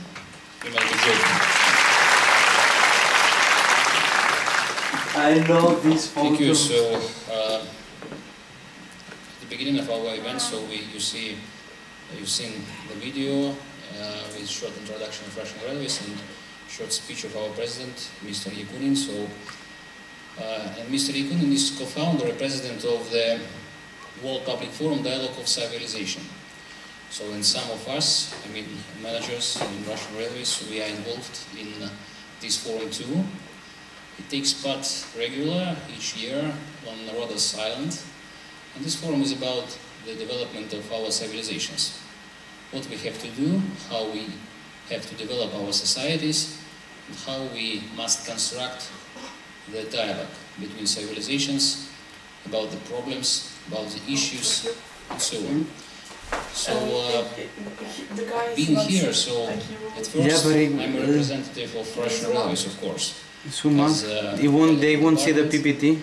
And secondly, and thirdly, PhD in sociology, and thirdly, I'm a member of a small team, or maybe it's a small group of people who are involved in the agenda of World Public Forum Dialogue of Civilization. So, some ideas and some theses will be closely connected with the agenda of this forum too. It's our understanding, it's our ideas, and I hope that it will be interesting for you. So, the topic of responsible citizenship and, speaking more broadly, civil society is unconditionally of multi-faced and multiplier nature and engrossed minds of great philosophers and thinkers throughout the global history, including in our country. The key question here is, to my mind, what is responsible citizenship today? What does being responsible citizen in the modern world mean? How does or must responsibility manifest itself? I think that every one of the present has his own answers to such questions. And surely these are different answers. And that is quite logical and natural, since our attitude to such kind of categories is conditioned by many factors. Upbringing, cultural, historical and religious traditions of our communities, personal experience and world outlook. To put it more exactly, by the set of personal values which formed under the influence of such factors. And the means that there cannot be universal, correct or incorrect answers to such questions, and the significance of the discussion, to my mind, is first of all in presenting different viewpoints and variants of answers, looking for the points which will help us better understand each other. We cannot and should not be equal, but we must listen and hear each other to realize all the diversity of our cultures and traditions. I'm sure that the interaction and cooperation built on such understanding is the most efficient and strong one. Speaking about the notions of citizenship or a citizen, one must distinguish several meanings. So in the narrow, formal sense, citizenship is an established political and legal relationship between the person and the state, expressed in their mutual rights and obligations. But I think that this is rather more interesting to lawyers, and it seems to me that the second, more broad meaning of this term is more important for us. In such sense, citizenship is connected with mentality, self-sentiment of a person, his attitude to his country and the world as a whole.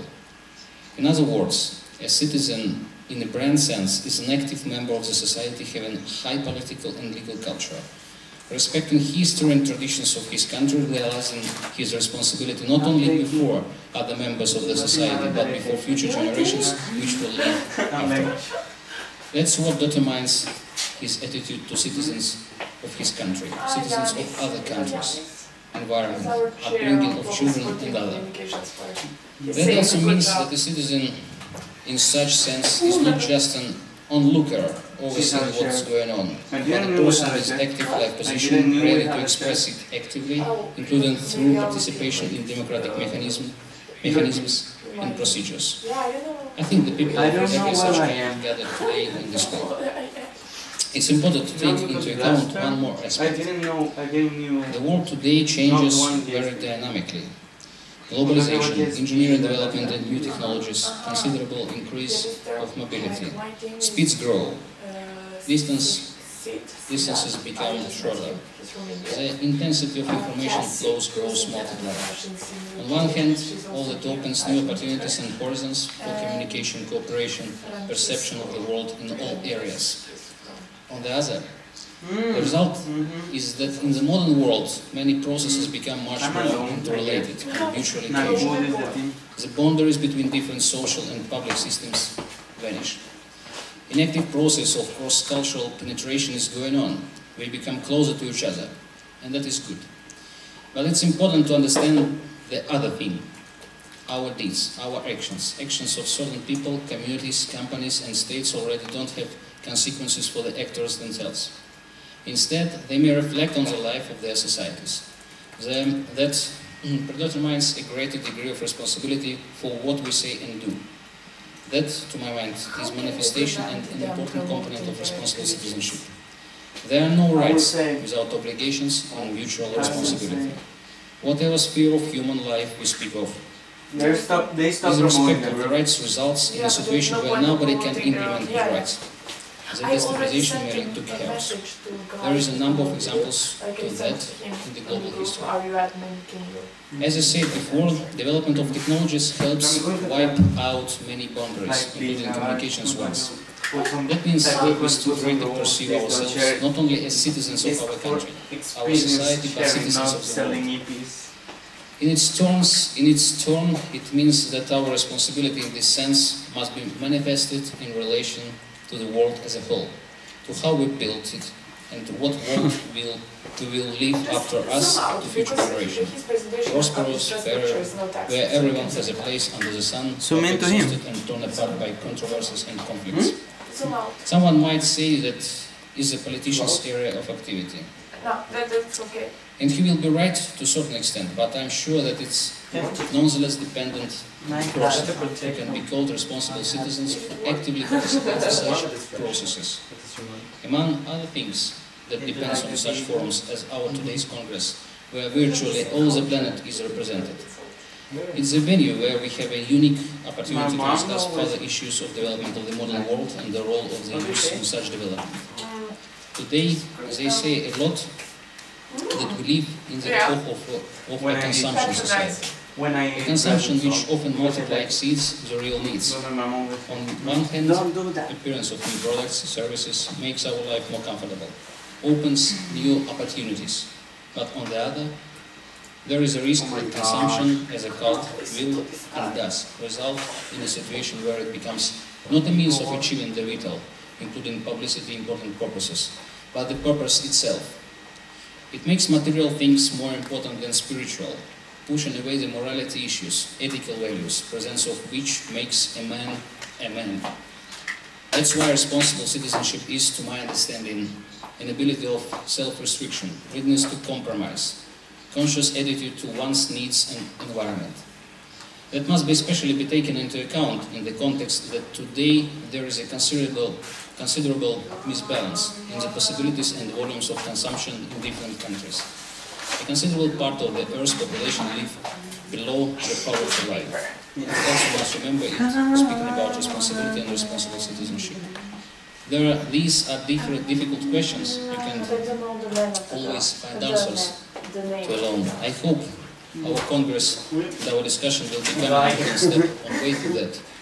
And at the end of my speech, I think that first 25 years are years of use. It's a use time to understand, time to solve, and time to discuss. Thank you for your attention.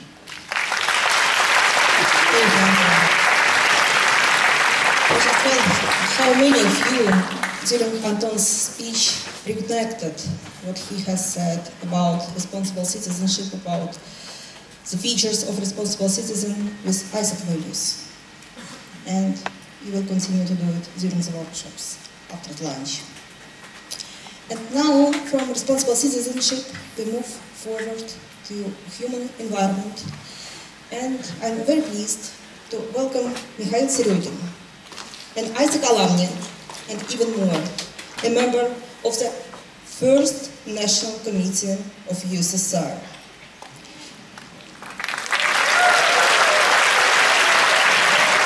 22 years ago, Mikhail was in Strasbourg when USSR became an ISAC country.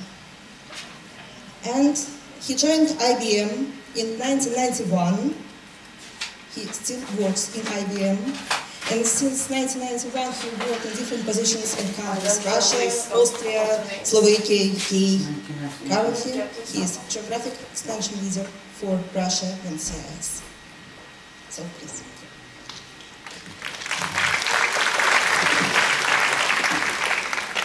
Okay, thank you very much for welcoming me. I want to say a very warm welcome to Moscow. Believe you me, I can also feel how warm it is here. So what I'll try to do in my brief speech, I'll try to refresh you with some data and information, and hopefully invigorate you with some facts.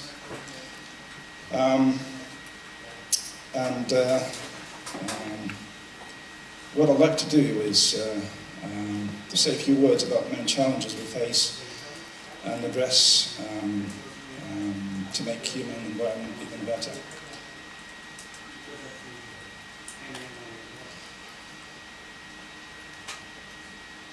Right. Fact number one. According to Ericsson Network Society Index, urban population increases by more than 5 million every month.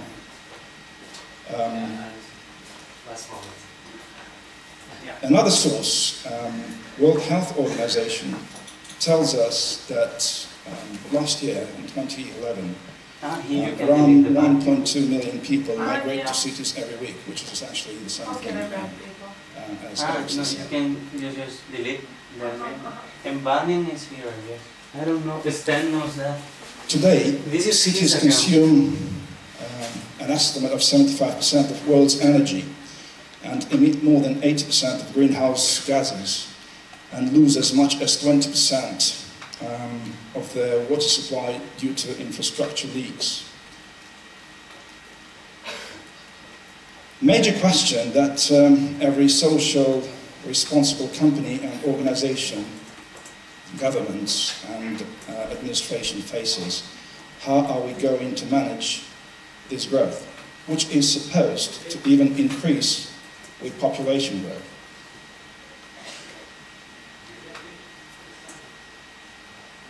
Right, next issue. According to European Commission, in 2011, CO2 emissions increased by 3% and reached the highest point of, just imagine, 34 billion tons. The main CO2 producers are China, United States, European Union, India, Russia, and Japan. From 2000 to 2011, 420 billion tons of CO2 have been produced as a result of human activity. So I'm trying to reiterate the fact that was actually stated by Alexander, who was speaking 10 minutes ago before me.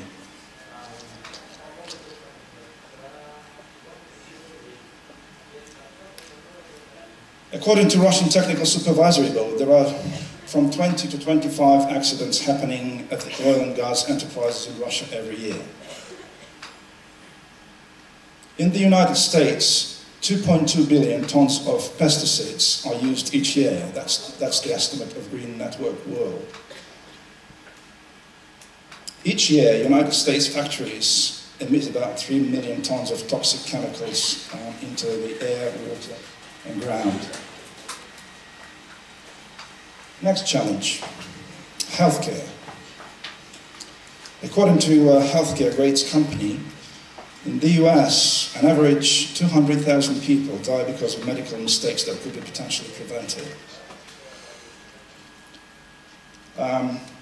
Next example is from Russia. So you know that Russia is the large country. So remote video consultation is 20 times cheaper than a patient's trip to Moscow from Urals. So Urals, for those of you that do not quite know Russian geography, is somewhere in the middle of Russia. And Moscow is, I would say, in the west of Russia. Another example, this will be 40 times more for Siberia. Depending on distance between cities, these costs can be up to 50 times in favor of telemedicine.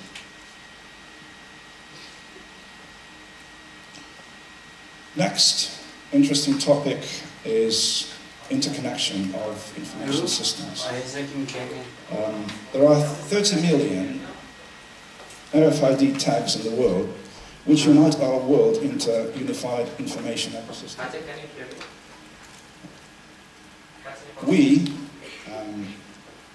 all, people of the world, have 1 billion phones, actually more than 1 billion phones, with embedded cameras ready to record the events each and every second. So how to use the power and increasing capacity of computer systems?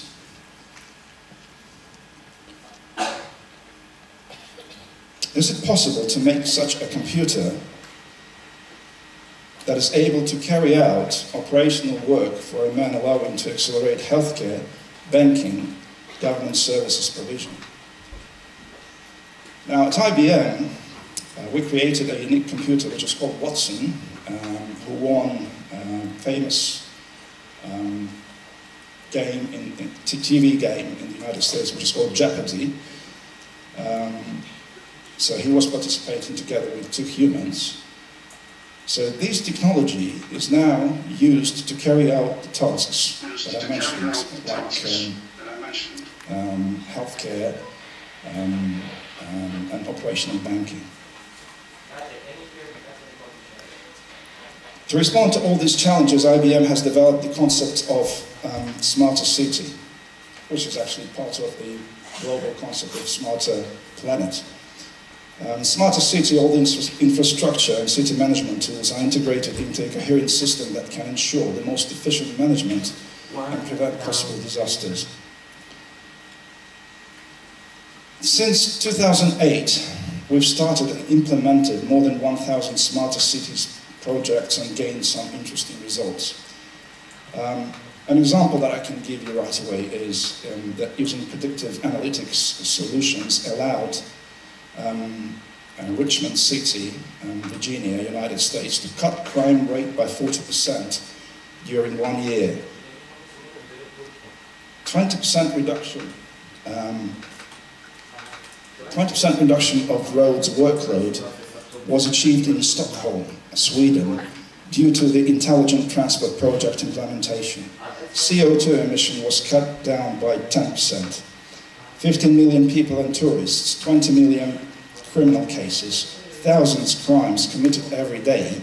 This data volume is analyzed every day by New York Police in Operations Center based on IBM technology. As a result of this project, the level of crime in the city has been decreased by 35%. That's the estimate. Now, finalizing my speech, I would like to tell you that all innovations arise from the mind, the human mind. And 100 years of IBM's history prove that statement. So what I'm asking you to do is just think. So this was the slogan originally devised as IBM motto by IBM founder Thomas Watson. So think. Thank you very much and enjoy your work at the Congress. Thank you so much, Mikhail. Yeah, it seems that human environment is going to be more complex. not from year to year, but it seems like from month to month, from week to week, and from day to day. As the speed is faster and faster. How to live in this environment? What to do with human capital? This question I address to Alexander Popovsky.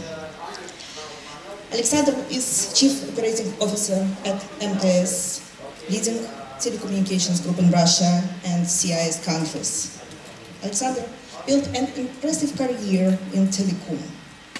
Imagine, he joined MTS just 11 years ago in April 2001 as Director of Operations in the town of Kirov, and in 10 years he successfully grew to Chief Operating Officer with the largest telecommunication group in Russia and CIS. So the stage is yours. Okay. Thank you for this word, guys. Thank you for your attention. A few words about MTS. MTS is the most powerful operator in Russia and Commonwealth of Independent States. It's a very powerful company, over $12 billion revenues, more than 100 million subscribers in Russia and Ukraine and Belarus, in Turkmenistan and other countries. MTS is also a powerful brand. It is one of the most one of the 100 of the most expensive brands in the world. MTS is proud to be one of the first Russian publicly traded companies. And what is the most important, MTS is a powerful team of more than 60,000 people all over the continent. And this powerful company comes through a very hard times, I would say. Not, of course, in operational terms of this word. So operationally, everything is okay. We're performing well, our shares are growing, market share is growing, everything is good. But strategically, we're surviving through the very interesting times together with all the telecom industry in the world. We survive through the times where the overall business model of telecom operators are under certain risk. In 2011, we passed to the border of more than 6 billion people connected to different mobile networks all over the world. And now it comes to the moment when the situation can change completely. I don't mean new technologies like 4G or LTE in particular, but these technologies, of course, bring us to the new level of communications with a lower latency, with higher speeds. It makes it possible to do many things that can do many new improvements to human life and increase efficiency in many things, in many fields, and increase and give a lot of new opportunities, new ways of doing things in all the industries, in all the fields of human life. It's education, healthcare, public services, whatever. At the same time, a new trend is rising, it's machine-to-machine technologies, when machines and communication with each other through our networks, and we expect that by 2020 we will have billions of machines connected through our networks. It of course gives new opportunity for the people to make their life easier and more comfortable. But the problem is that mobile traffic is growing rapidly. So here we see the small snapshot of lots of different. Of course they have, but they have nothing to do. Can you if you can give me the tremendous growth in traffic. Exabytes is the way how to calculate traffic that we don't even can imagine like 5 years ago. So I don't exactly know what exabyte is maybe. But it's really I'm amazed. I'm using a computer in data appearing each second, and when we're sitting here, new exabytes are arriving to several servers. Why is open your mail also? The problem is that traffic is growing, still growing exponentially. Now opportunities to invest into our networks are limited because people prefer to pay just some fixed amount of money per month per unlimited access to the network. Guess how many people This is are the most watching? flexible way for people to use networks. And the simple answer can be that some over-the-top players like Google and Apple that takes value from the market to the market of internet. But when we look at, for example, Google revenues, which is like something like $90 billion, and split it pieces by all the telecom operators all over the world, we'll see that it also doesn't solve the problem. How you heard? So the business model when people buy some That's the difference. I always deliver the stuff. Buy some kind of device for a fridge for the car. So it seems that by 2020 it should somehow change to sustain. What am I looking for now? Traditionally, telecom operators look for ideas in a very simple way. So we just this information to my head now. from ideas inside, of course, it's normal for every company, but the main source of our ideas are companies, which basically dictate what we do and in which way we do this. So they invent new technologies, pilot them somehow, we launch them on our networks. Yeah, the speaker. And of course it moves industry in a very rapid way. The technology are changing,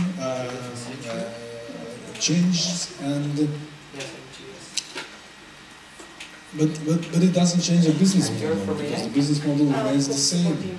And here we are looking for the new sources of innovation, new sources for ideas, and here we see that open innovations is a model of leveraging not only our internal human capital, but human capital yeah, I'm already here on interview. yours, human capital of all the society we can leverage in this way. Of course, we engage our own staff, You've done it the same. some internal programs, like Innovations Factory. We do crowdsourcing, we involve our subscribers into this new idea design process. But the thing that we put our highest hope on is open innovations. It's a model which we started in our first competitions, like Telecom Idea, which we already had 2 times here in Russia, and many other smaller scale events that already brought us. Now there are very few and very small in terms of scale ideas, but they are very promising. We've got lots of ideas in mobile health, in really good friend of mine is especially now. different social responsibility areas, like for example preventing forest fires and so on.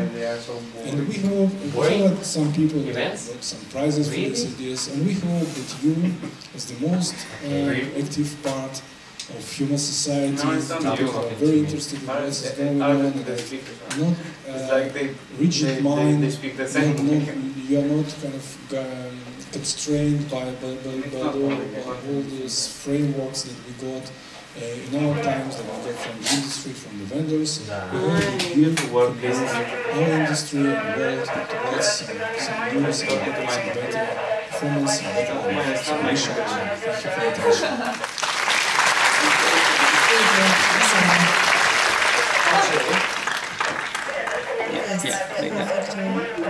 Human resources, human capital. Ничего не двигайтесь, то есть уменьшайте объем. Also people, and of course, the usage of this resource, the best one of it is always. Катя, я уезжаю через полчаса на Global Village.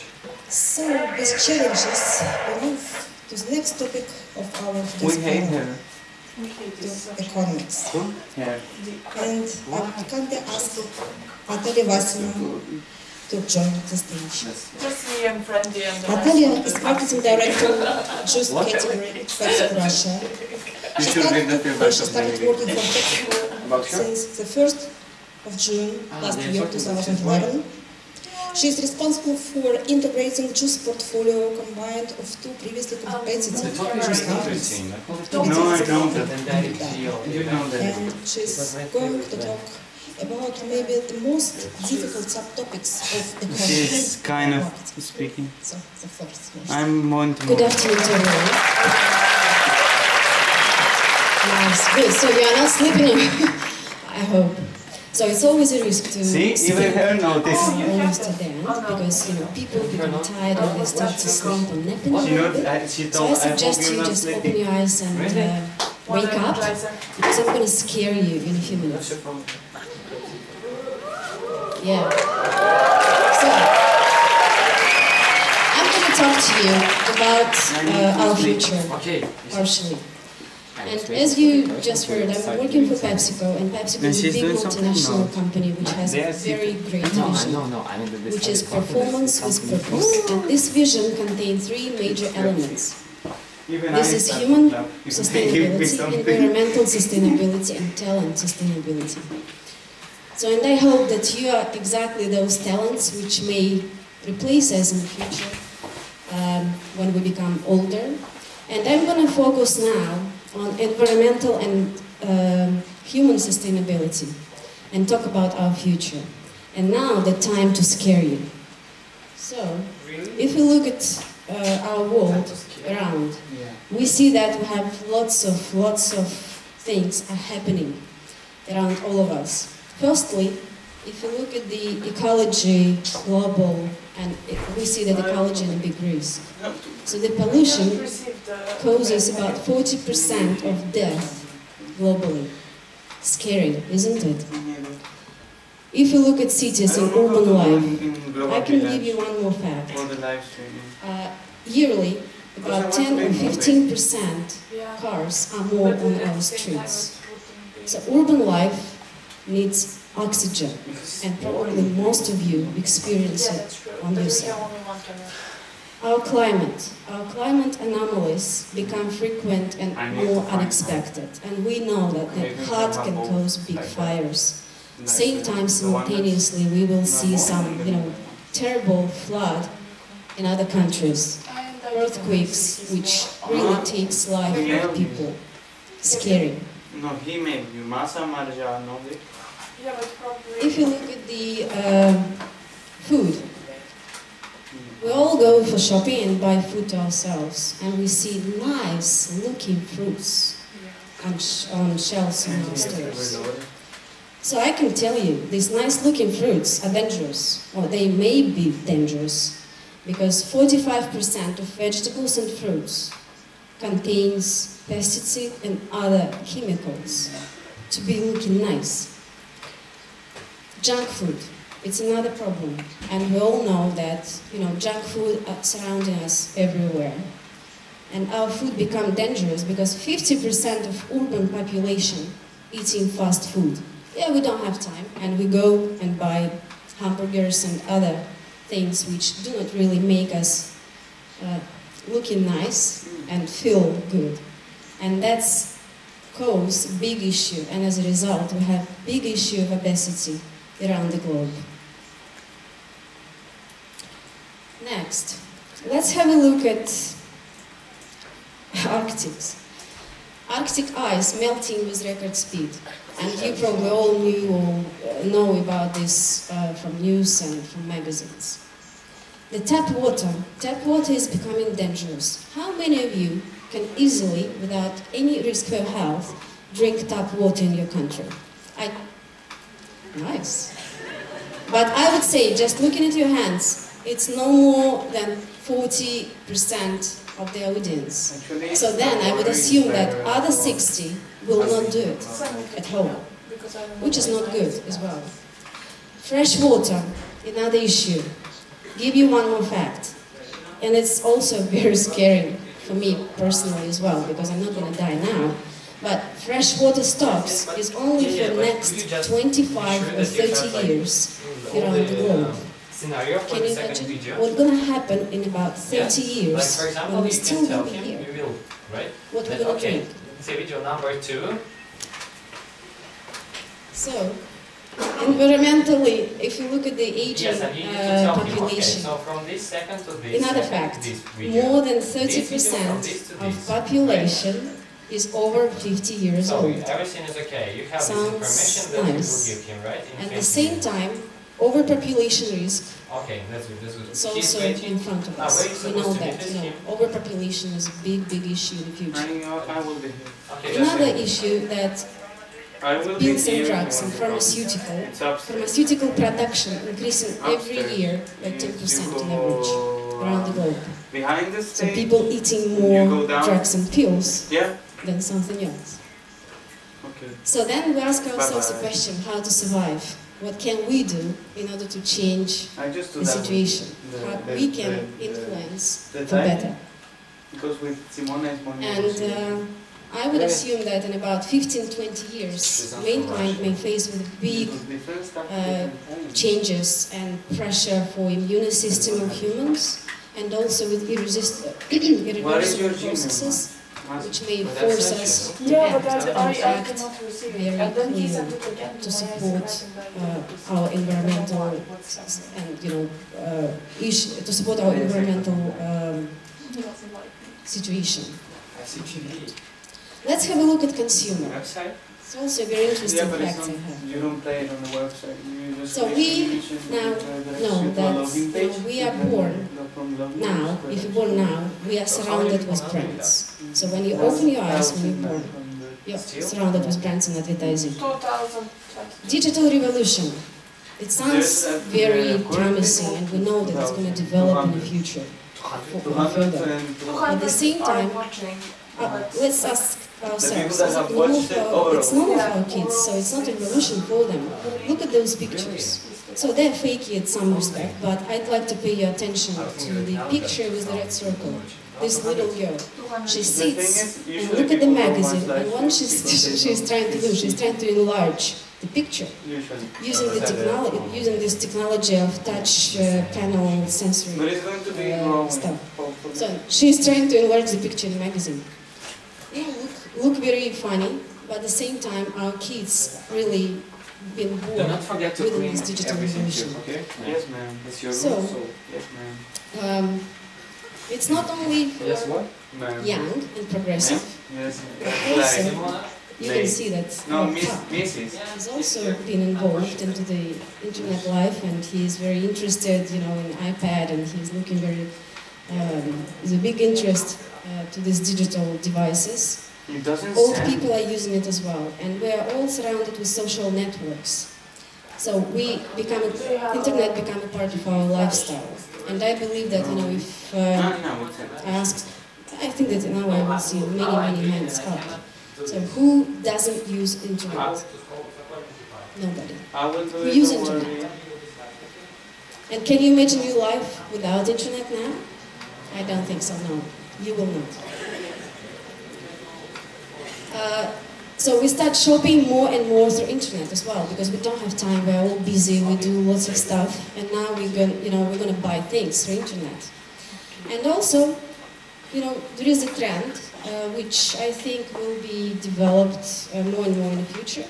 These virtual supermarkets, they become much more popular. And you see these pictures, virtual store in South Korea. People may collect food and buy food being waiting for the train in metro. Isn't it nice? You go from work home, waiting the train in the metro, and you buy food. And when you arrive home, your order is delivered. Nice. And it saves you time. And at the same time, if we combine all this together, we understand that, there are two major dilemmas. And from the consumer standpoint, we have the aging population, and consumers become much more aware about problems, environmental problems of, surrounding us every day. And consumers are much better educated on health and wellness. On the producer side, we have big pressure on price, and prices are growing and growing from year to year, and we do not want to deliver, the same profit from the consumer pocket. And this is a big issue for producers now. We have stagnation in our current and well-established categories, because, you probably will not notice so many revolutionary products on your shelves in your countries. And at the same time, there is an erosion of boundaries in between categories, because sometimes you may find some products which will be staying on the border in between. So then, the answer to this is innovation. And let's have a look at how this innovation can look like in the future. I would assume that, you know, the 4 major innovation directions we will have. And one is the food fortification. The food fortification means that food will be enriched with vitamins and superfoods, microelements and probiotics. Personification, that means that, you know, product will be specifically made for different groups of people, social groups. For example, product for pregnant, product for elderly people, product for kids, and product for pets, as examples for you. And benefits for health is also going to be sort of like direction for development, for innovation in the future. For example, immunosupport is going to be very important in the future. Beauty, heart, eyes, bones, all these are going to be suggested not only by pharmaceutical companies, but also by food producers. And I think it's not really something which you don't know, but still, the organic food. And you see more and more organic food on our shelves, on shelves of our supermarkets. And you probably know how much it costs. It costs much more expensive than, you know, any other food. Because organic food is supposed to be very clean, very natural, and that's why it's very beneficial for your health.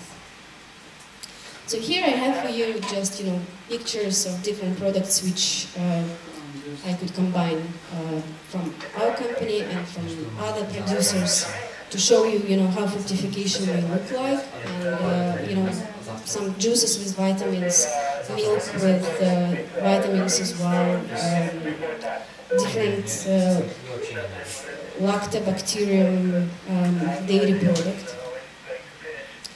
The personification, product for kids, for pregnant, for pets, also presented here. Another one, health benefits. So we can see the product to support your heart, product to support your eyes and vision, the product to support some other elements, like, for example, juice with calcium, which is produced by PepsiCo. Some examples of organic food. So finally, if you look at what we expect in 21st century, so we see that health and wellness will drive innovation in the future. And I can give you a fact that more than 40% of all innovations are health and wellness over the past 5 years. And it's just started, so it's going to be increasing in the future significantly. There's some governmental programs for nation sustainability also going to be more and more important, and one of the examples is Japan. You probably know that Japan government is suggesting people to consume certain juice made from certain fruits every day in a certain quantity, which is good and helps the Japanese people to live longer. And serious gaps in knowledge of new consumer insights will drive producers to find out about it more and use it for innovations in the future. So just to summarize everything what's been shown and said, I'd like to tell you that food products gradually migrate to functional area to combine taste and goodness for health. And marketing would need more strong and relevant insights to fight for consumers in the future. So time of emotional and just nice advertising is behind. It's not only about nice picture, it's about functional benefit. And to deliver functional benefit, you have to support and you need to prove your claim that's good for your health. At what respect? So then we would need to start doing clinical tests, even for food product, in order to prove our claims. So finally, 21st century marketing is marketing of innovations in food, functional benefit focus with vitamins, microelements and other fortification, because we need to support the human sustainability, and I believe that you're going to help us in the future to do that. Thank you. Thank you, Natalia. Thank you for doing the whole range, from scaring to opportunities, from today and past to the future, and for inviting everyone in this room and everyone who is watching us online to participate in innovations in our future. So, technologies and innovation. The last but not least, the fifth topic that was selected. I welcome Dmitry Itskov to the stage. He is a Russian entrepreneur who made a name for himself working in the sphere of internet media. 1 year ago, in 2011, together with a group of leading Russian scientists, he started an initiative called Russia 2045. Its goal is the creation and promotion of new evolutionary strategy for humanity.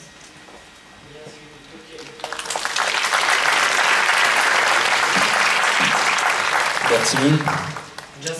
You really were scared during the last speech. I will try to give you a hope. Thank you. I would like to start with sharing with you some interesting data.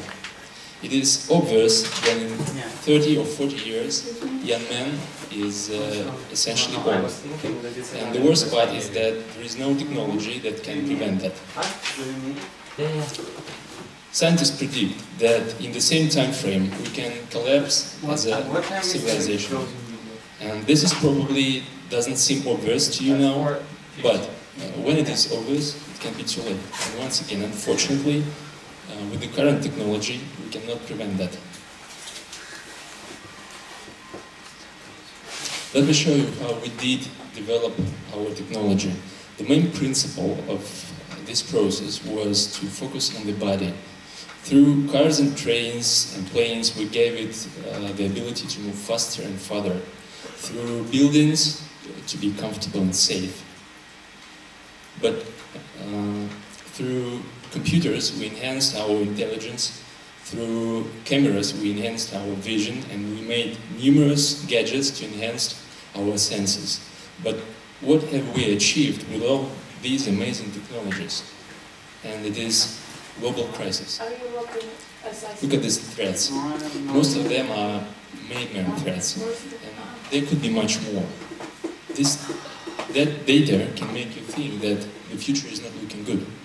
But I don't believe so, and I want to present you a new technology which will help us to overcome these threats and to probably to save the civilization.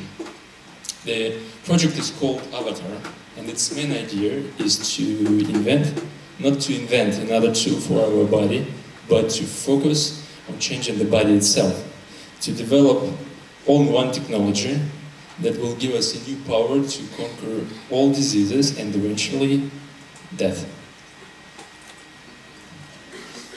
Natural evolution makes us to adapt to environment in order to survive.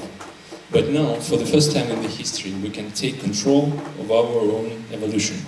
And let me tell you the 4 stages of the Avatar project that will help us to make the transition from biological humans to superhumans. Avatar A is a human-like robot with telepresence, actually controlled by brain-computer interface. With the Avatar A, people with disabilities can become socially active and capable.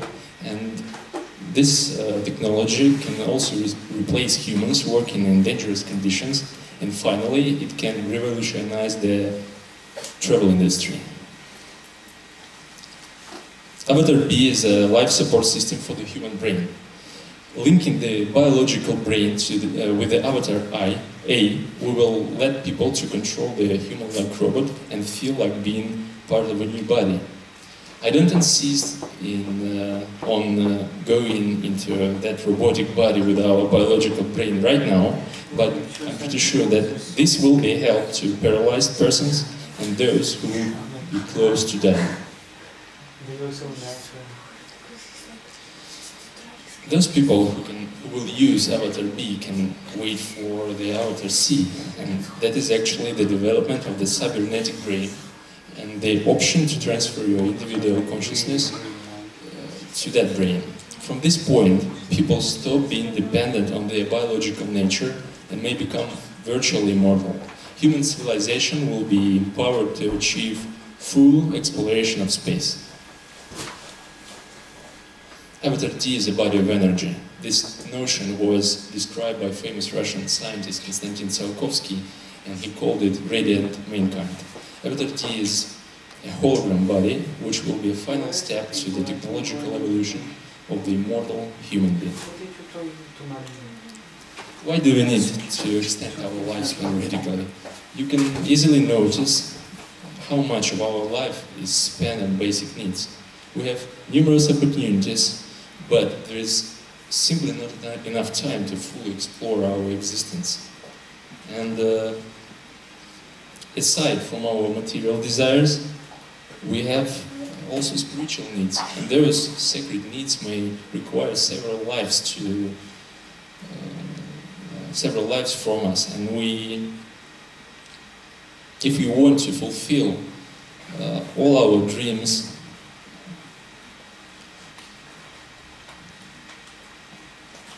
we don't want to leave this world in advance with unfinished plans and thoughts of regret. We have to change the situation. But what would we look like with the avatar technology? I'm pretty sure that we wouldn't look like robots. We will be absolutely identical to our biological bodies. And what is important, that we will remain essentially the same human beings, able to feel and love. Paradoxically, but we would overcome the challenge of overpopulation with that technology. The new humanity will cease to consume a huge amount of planet's limited resources, and people will also be able to reside in places not suitable for life today. And of course, in the future, we will be able to live in space. The introduction of avatar-based technology will transform all spheres of the human life, including economics, government, and healthcare. Those technologies will create a new industry, a new immortality industry that will surpass all others in scope and significance, and will be able to constantly improve our personality care. This should not be restricted to the military and elites. In order for immortality should be mass-produced and affordable to all, we must demand from our leaders to dedicate resources and invest in the creation of the artificial body.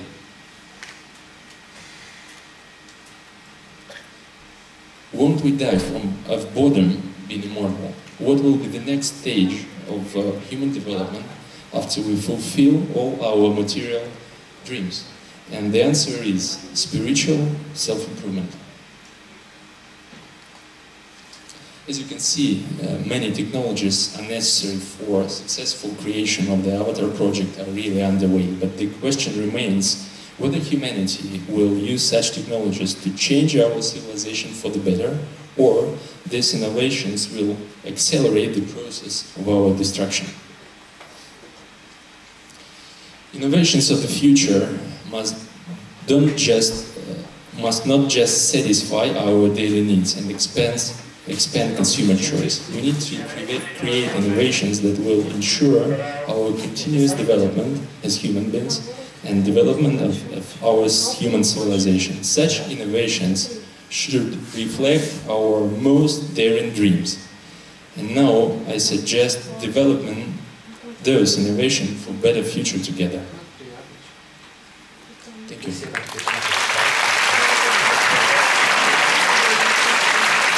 Thank you, Dmitry.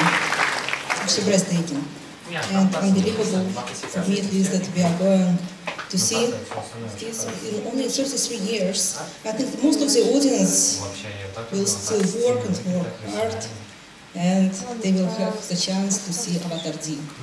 In fact, 2 months ago I had the chance to talk for Avatar A in Stockholm, and at first when I see a man's head next to me who is responding to all the questions, he's talking like a real man but without a body, you know, it was a shock. But with Avatar D, Actually, I just can't imagine how it would be like, but I hope I will see it. So, time for the questions. We will have time for one question for each speaker, and it will be a kind of very brief round. So, thank you the team of CC who helped to find the most interesting question from the audience, guided by Twitter. So, Alexander, the first question for you. So, first, it's your efficiency. Do you think it's time to redefine what efficiency means? Should we really think in another way about efficiency?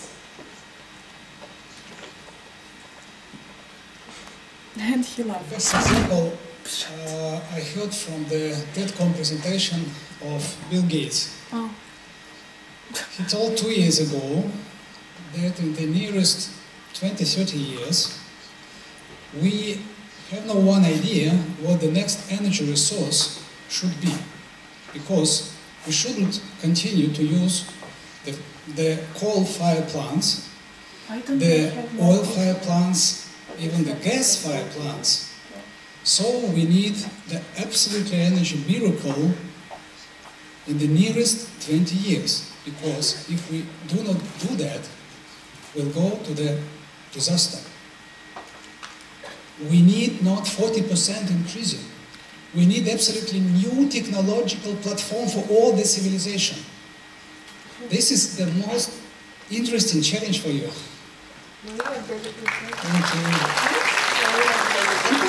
And how do you see the main role of Russian Railways and other big companies in responsible citizenship?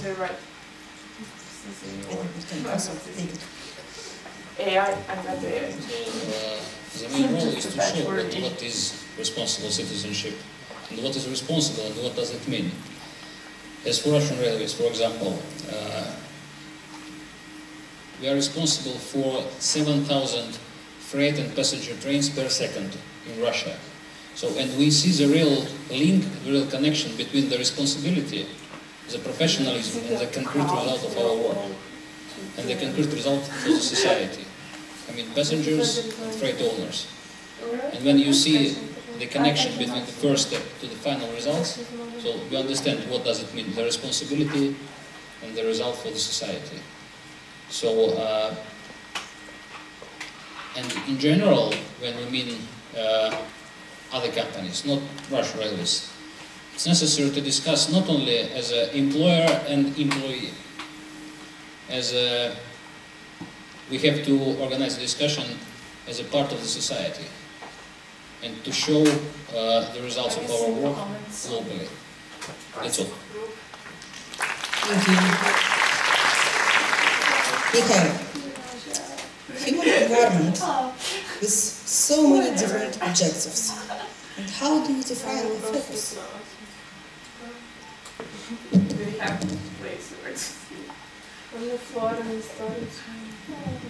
Grab the microphone and pass it to it seems to be stationary here. Anyway, with regards to focus, I think I was trying to briefly describe this by naming some of the issues that mankind faces at the moment and will face in the future. What we're trying to do at IBM, we're trying to identify those issues and try to tackle them one by one. But the overall concept that we use is called Smarter Planet, which is effectively an efficient and effective way to solve current and future problems of humanity. And this concept embraces other sub-concepts like smarter city, smarter transportation, smarter energy, smarter communications, artificial intelligence. So resolving mankind needs is I guess, the main focus of the current and future generation. Thank you. Alexander, you told us that vendors dictate. And what do the young people dictate as vendors? If they dictate anything. Did it actually came from Twitter, or you just invented it? It's a surprising question. Okay, a little bit elaborate on what I mean when I say that vendor dictate the innovation for telecoms.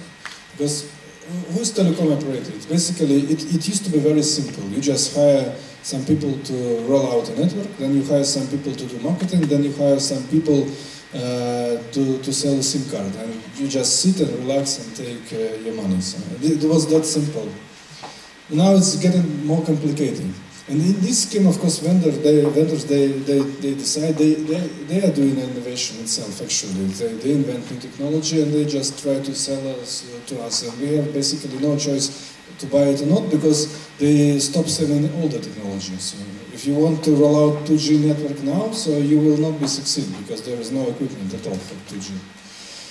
This is what I mean, but this is not an innovation that can overcome our current disruptive situation, because it is the same. The vendors are actually in a big problem now, because they also understand that we have a limited money and we can't buy the equipment in enough quantities to sustain this traffic growth. That is why we need new business model. That is why we need new ways how to bring value to people and how to monetize this value for us to continue developing the networks. And this is why we see for the new sources of ideas, and we understand that there is no one cure for this disease. It should be many different new usages of telecom networks, of mobile and fixed networks, that can bring us to a new way of delivering services and delivering new services to people.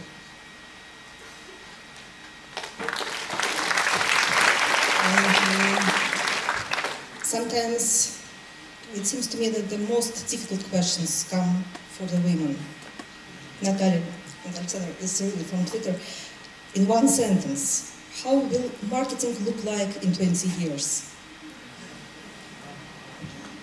2 heads, 6 arms, and 4 legs. This is the funny answer. It's, difficult to say now, but I think that marketing will be much more educated on health and wellness than now. And definitely I would not, and I do not want to say that it's going to be like purely out of emotions, not at all. But emotions will be, to my viewpoint, on the second priority. The first priority will be to give to people very clear benefits of the products. So that's my vision. But maybe 3 heads, 6 arms and 4 legs also will be true. I will not be surprised if everyone in the room will remember this 2 heads, 6 arms as a symbol of more sophisticated answer apart from you gave just a minute ago. And the last question for today's panel, Dmitry.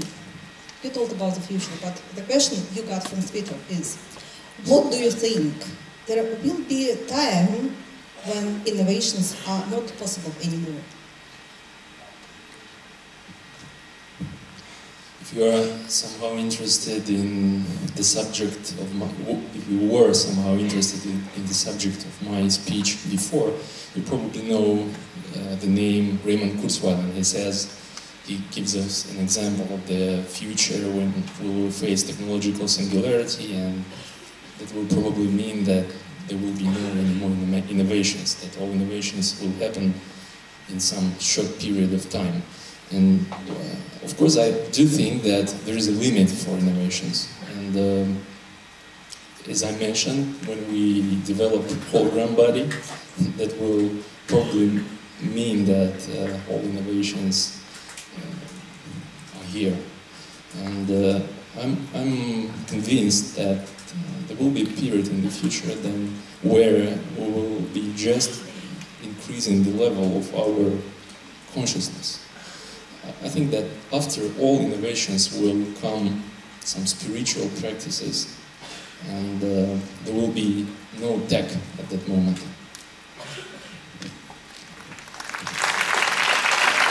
May I add something to your answer, Dmitry? May I add something to your answer? Just in the morning, I have found a quotation from Steve Jobs.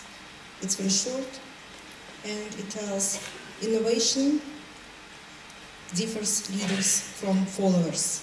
So it means it might be the case as long as we have leaders, and in this room, all of us are leaders. We will have innovations. So, thank you so much, all the speakers, for extraordinary view and picture about present and future, about the risks and opportunities, about thoughts, about inspirations, on the 5 life issues which were chosen by the young leaders from all over the world. And thank you for your attention, for your empathy, for your questions, for your engagement. I know how hard for many of you it was to be awake after long distance flight, after 2 hours sleep, as CC team had this night, and none of the hours sleep, the previous one, and for your kind attention, for your participation in this first part, in the opening ceremony of a symposium about After 2020. And now I welcome people from CC team who will guide you through the next part of our symposium. And please give warm welcomes to all of our speakers.